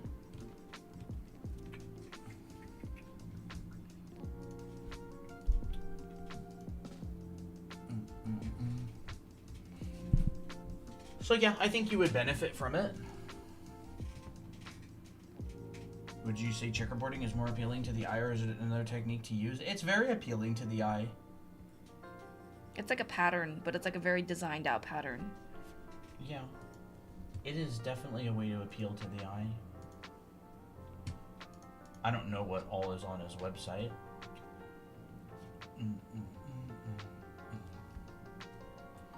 You can tell these are a lot older down here. Like, he's messing with and experimenting with a lot of stuff. Oh, wow. But they're still good.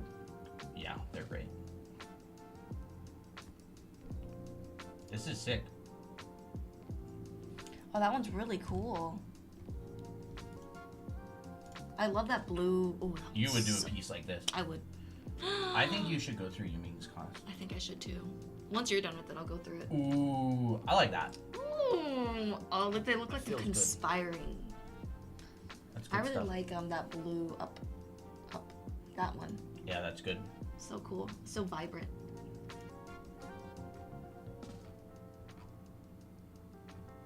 Yeah, this is just like his personal. He has an Instagram with a lot more stuff. I'm just not logged into Instagram on this PC.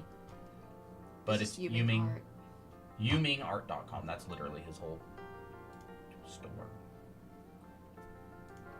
I guess nothing. Mattis, we're not really doing tutorials right now, but you can go to our YouTube channel. We have a video on how to draw hair, different types of hair, like straight, wavy, and curly. It's Draw Anime Academy on YouTube. See, I could have like a shadow of this going on to there. I could have a shadow right here. I could have something breaking the front of this. And I could start turning this. Maybe I could connect this shadow to this shadow in an effort to save money. Save money. And then maybe I could have a sticky outy bit right here.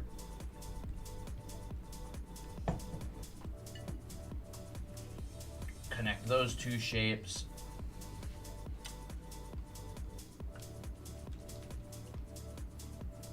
Ooh. I love that blending brush. Yeah, this is Helmet's blending brush. I like it a lot. Like, this is literally exactly what he's doing. And then you come in here, you know, you go, here's the top of this cylinder. Maybe just a tiny little, maybe you come in here and just ever so slightly. And so now you have like a couple of cylinders stacked in a way that's like very, like these could be buildings. Like that's the thing, is like designing shapes, putting them together. Mm-hmm. These could easily be buildings. Like that could be a building. This could be a castle on a hill. And it's like a painting is just a bunch of this kind of stuff strung together.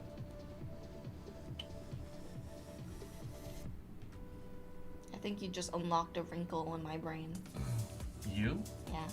Awesome. I just got a new wrinkle added. And so like, what are these shapes? This is the shapes. This is a shape. This shape right here.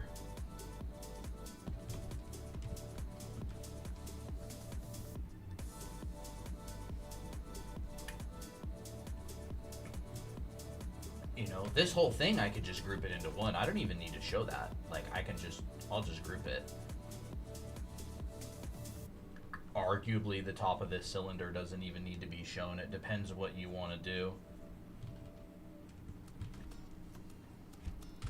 Could break out something there.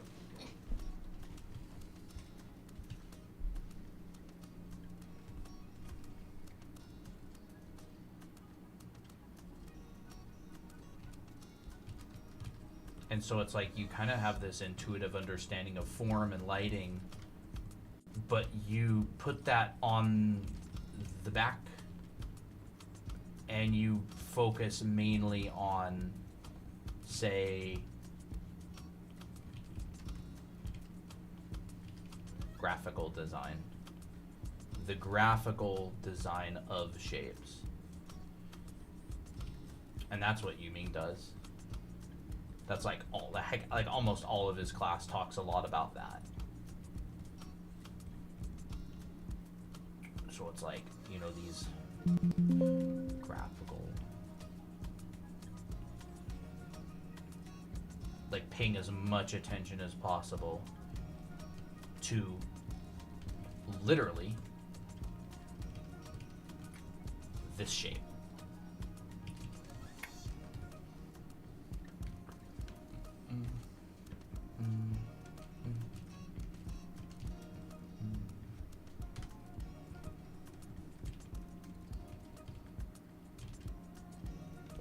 And I think about environments in the same way too.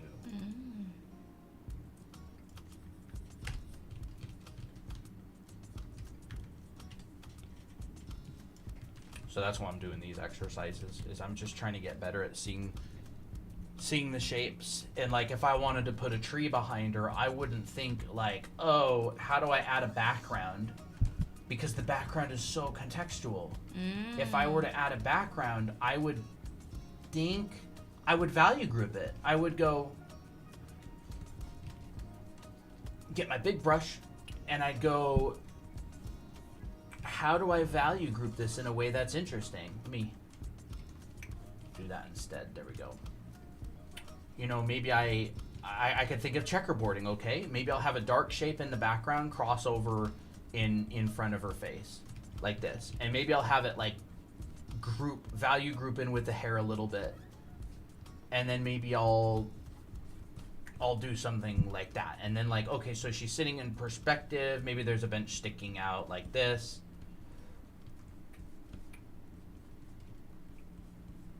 Like that. And then there's a dark tree in the background, and I can see her face silhouetted, but her hair is blended into it a little bit. But it's not completely blended in, because I don't want to lose that shape.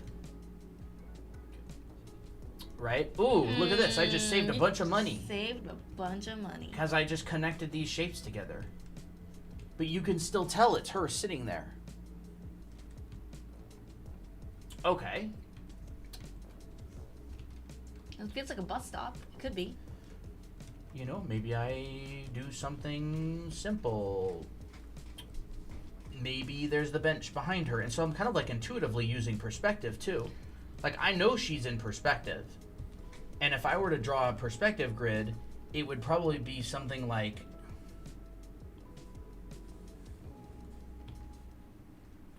that, right?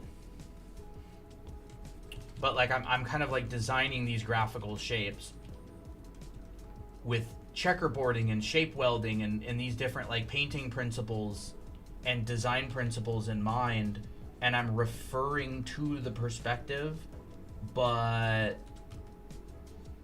I can fix that later as long as my perspective's like good enough. Now what the heck do I want to do with this background? Well, I can use the principle of, well, things get squished as they get further away. So maybe I could go and do something like that. Just kind of an aesthetic shape or something. I don't know what I want in the background. I'd probably think of something particularly interesting.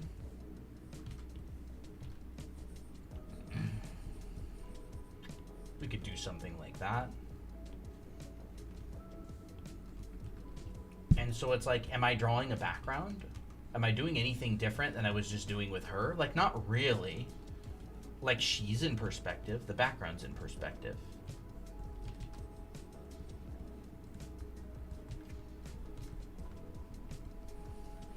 If I want to add a little bit of texture,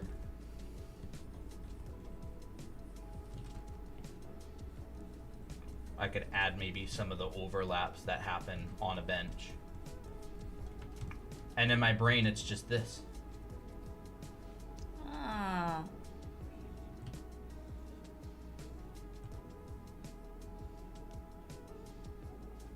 Right? The boards are doing that, but I just have that little Y shape. So all I have to do is kind of just go, well, let me think. Boom. I just do that. So 1 stroke, 2 strokes, 3 strokes. All right, so I figured out a way to do that in 3 strokes. So 1 stroke, 2 strokes, 3 strokes.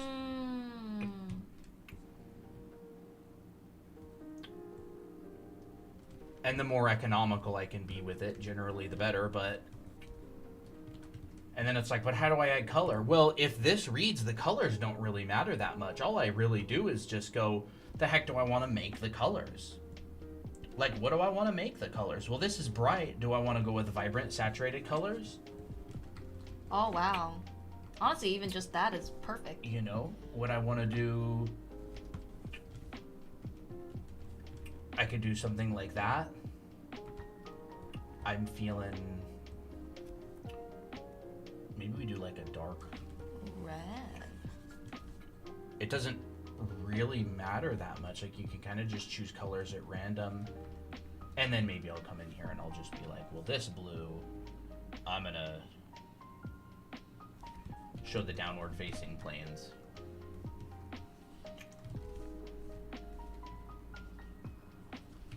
I can check it, you know, quite a bit darker. Check it. Dark. Check it. About the same value, a little bit dark. That's good. Back of her hand. Or you can do like the underside of the hand. Underside of her nose.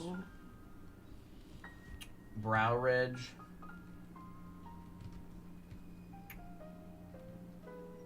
Cheek.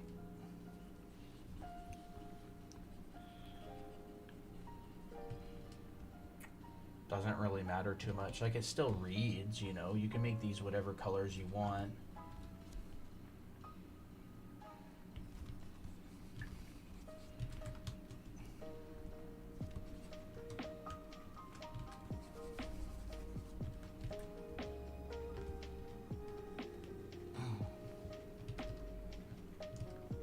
Like, you see pictures not because of the colors, but because of, like, you make understandable shapes.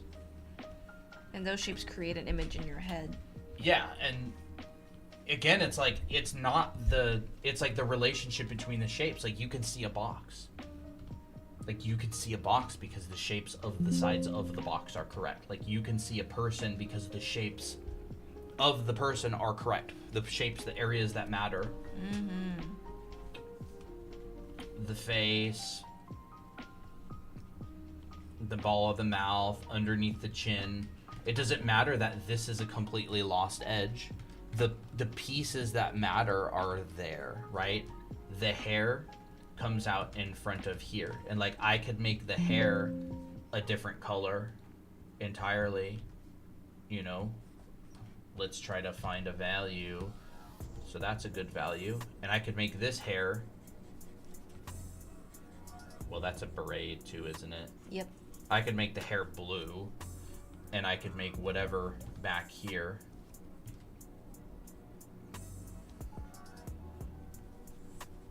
This color.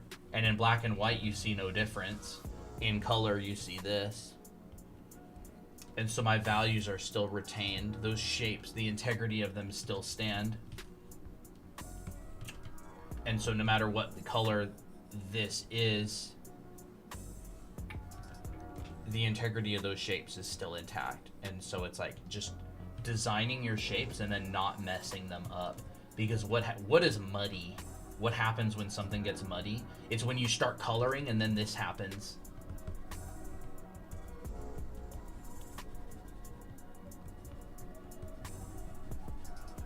This is muddy.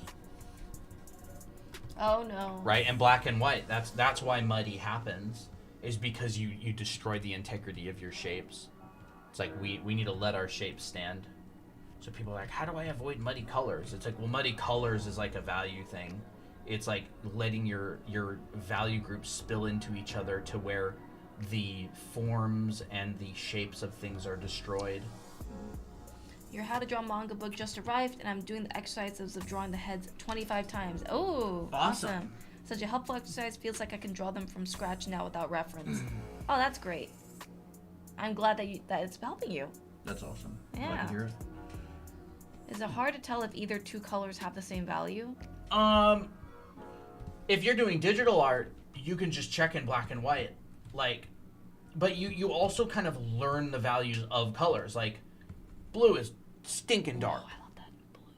Yellow is really light. I recommend traditional painting for this because each color has its own value, right? Green. This is like a really neon green. Green a lot of the time will show up more like that, you know. Red. Red is like a medium. Blue is a dark. Yellow is a light. Orange is like kind of a little bit lighter than yellow. And so like each of these colors is going to have its own inherent value. And so you know if you're painting with blue, it's going to be a pretty dark color. And so you're just like, well, if I want to make blue lighter, I've got to nuke it with white, or I've got to nuke it with gray. So if you want blue to be lighter than this, you have to add white. You have to. But if you want yellow, like you could have a full, see, Like yellow can be full chroma and get it bright. So like you sort of learn like I'm painting with red. I know red's a medium value. Mm-hmm. And so you can kind of be like, and you can also do exercises. There's the same thing called simultaneous contrast of color, and it's this. If you have two colors that are very different in hue, but they're similar in value. See, that's too dark. It's like if it doesn't vibrate your eyes, it's the contrast is a bit much. It tends to like vibrate. Like it kind of has this intense feeling. I could make a better example. Let's do like a blue like this, and let's do like an orange, but we'll make it like that. This like vibrates. It like has this kind of like effect to it. If your colors are really close in value but very different in hue, they're like you'll get this edge between them that is almost like it like trips your brain out. Like this edge right here, it's kind of like trippy. It like kind of like vibrates. It kind of is hard to see. You can look out for that sort of thing. I've noticed that a lot. But it's a skill that you pick up. Like even James Gurney, when he talks about like gamut masking, that's hard because you have to be able to control the hue and the saturation without messing with the value. James Gurney has a pretty good article on gamut masking, and he does it all traditionally. But gamut masking is hard, especially traditionally. It's easier digitally.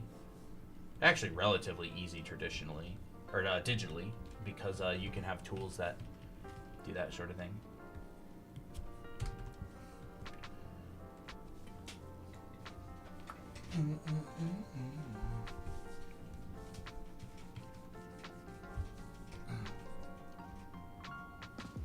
Put these. What? I was inspired by your little demo. Oh, I was nice. like, Cute. thank you. You want me to show it? Yeah. That's I did a cute. little scene based on what those little forms that you did. I was like, oh, that kind of looks like I could make like a little person against a wall and stuff and spying on a potential affair. I don't know. A lot of these principles I didn't learn formally when I was being trained in school. Because I was trained in industrial design, it was all about like design and form and giving what the clients need. This is more like fine art stuff. This is more like shapes and abstraction. Because like if I'm designing a gate or like the door to a boss room, like I don't really need to think about this kind of stuff that much. It's like you do, but you don't. It like overlaps in certain ways. Head pats. Oh, we are at 100,000, aren't we? We are, aren't we? All right. Head pats time. Great work. Great work, chat. Honestly impressive. Yes. I'm surprised you remembered. We'll have to raise the requirement. As a punishment reward. No, I'm kidding. You get rewarded and punished at the same time. Yo, good job. First head pats in a while. Baby Chat gets head pats. Maybe chat gets head pats. Yippee! Wait. Don't raise it, please. I think 100K is pretty good. Yeah, I think so too. I think that's a pretty good benchmark. I was gonna say, what if I put like cat paws on it so they get like Papped? pap, Cat like pap? cat pap. Look at Applejack. He can't stop sleeping upside down, can he? Yeah. Bro, I'm stinking thirsty again. Sweating up a storm. Is it really that hot in here? Nope. I'm just engulfed in art flame. Art flame. It's funny. Flame of art.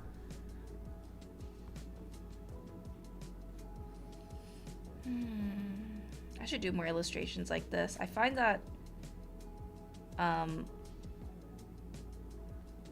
find that I kind of get a little bit I have a hard time being attached to illustrations like this because I don't really know the characters, but honestly I feel like it'll still be a good exercise to just finish something. Apple baby. How are you you doing? Are you tired of doing nothing all day? You're so tired. So tired. Oh my gosh, don't talk to me. Sleeping all day made me so tired.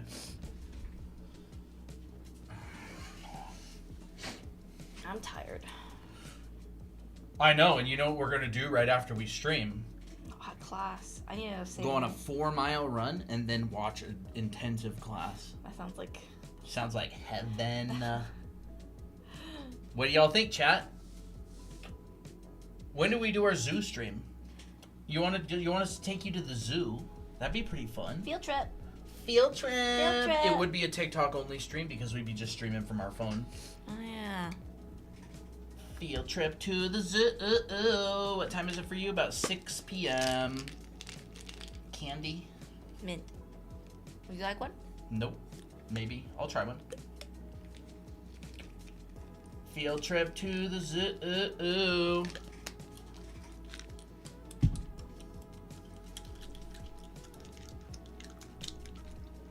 Apparently these mints are dental mints. So what they do is they make you produce more saliva. So because the saliva cleans your teeth more and it reduces plaque. Dentist sticks. They're basically the dog treats. Yeah. I have no idea those things there even work. I don't know. Apparently there was this But doesn't like everything make you go on a have some more saliva? well, another thing about this is that if you eat something sweet, your mouth environment becomes acidic, and so that's what causes more like decaying stuff. So what these mints do is that they alkalize your mouth, and it prevents all the acidity from building up in your mouth and causing bacteria buildup.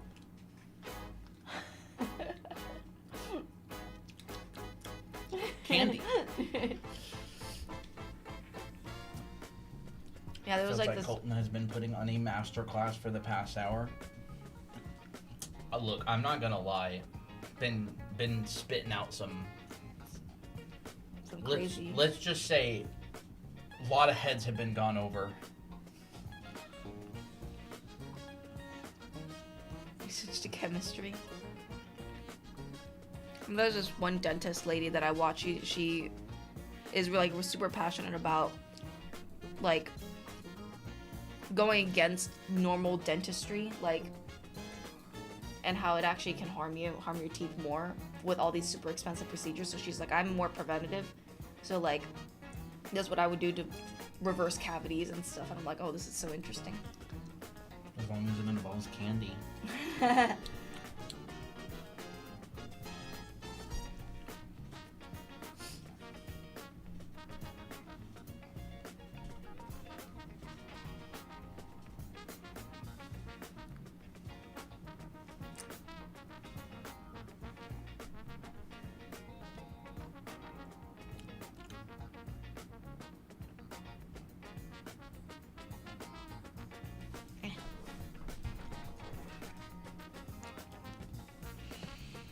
Well, maybe I'll call it there.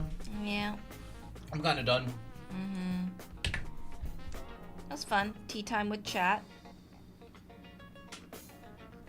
Some art tips. Some drawing. Studies. I can't wait to go to class.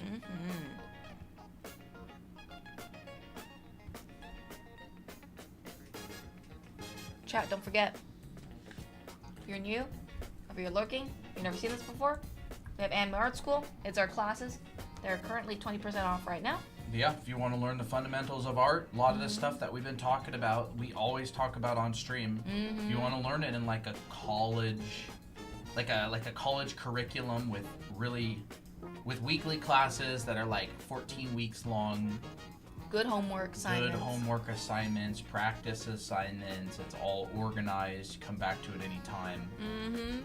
This is where you learn. Yep. Learn. It's 20% off. And yeah, as always, we're gonna be streaming again pretty soon. Yep. Probably tomorrow. Probably tomorrow. And I am going to go on a walk.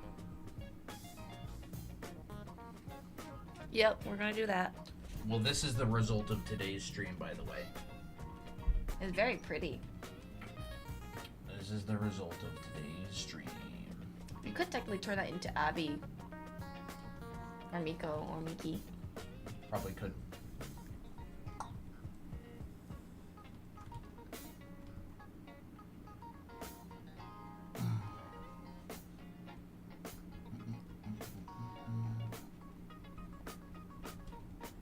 Cute.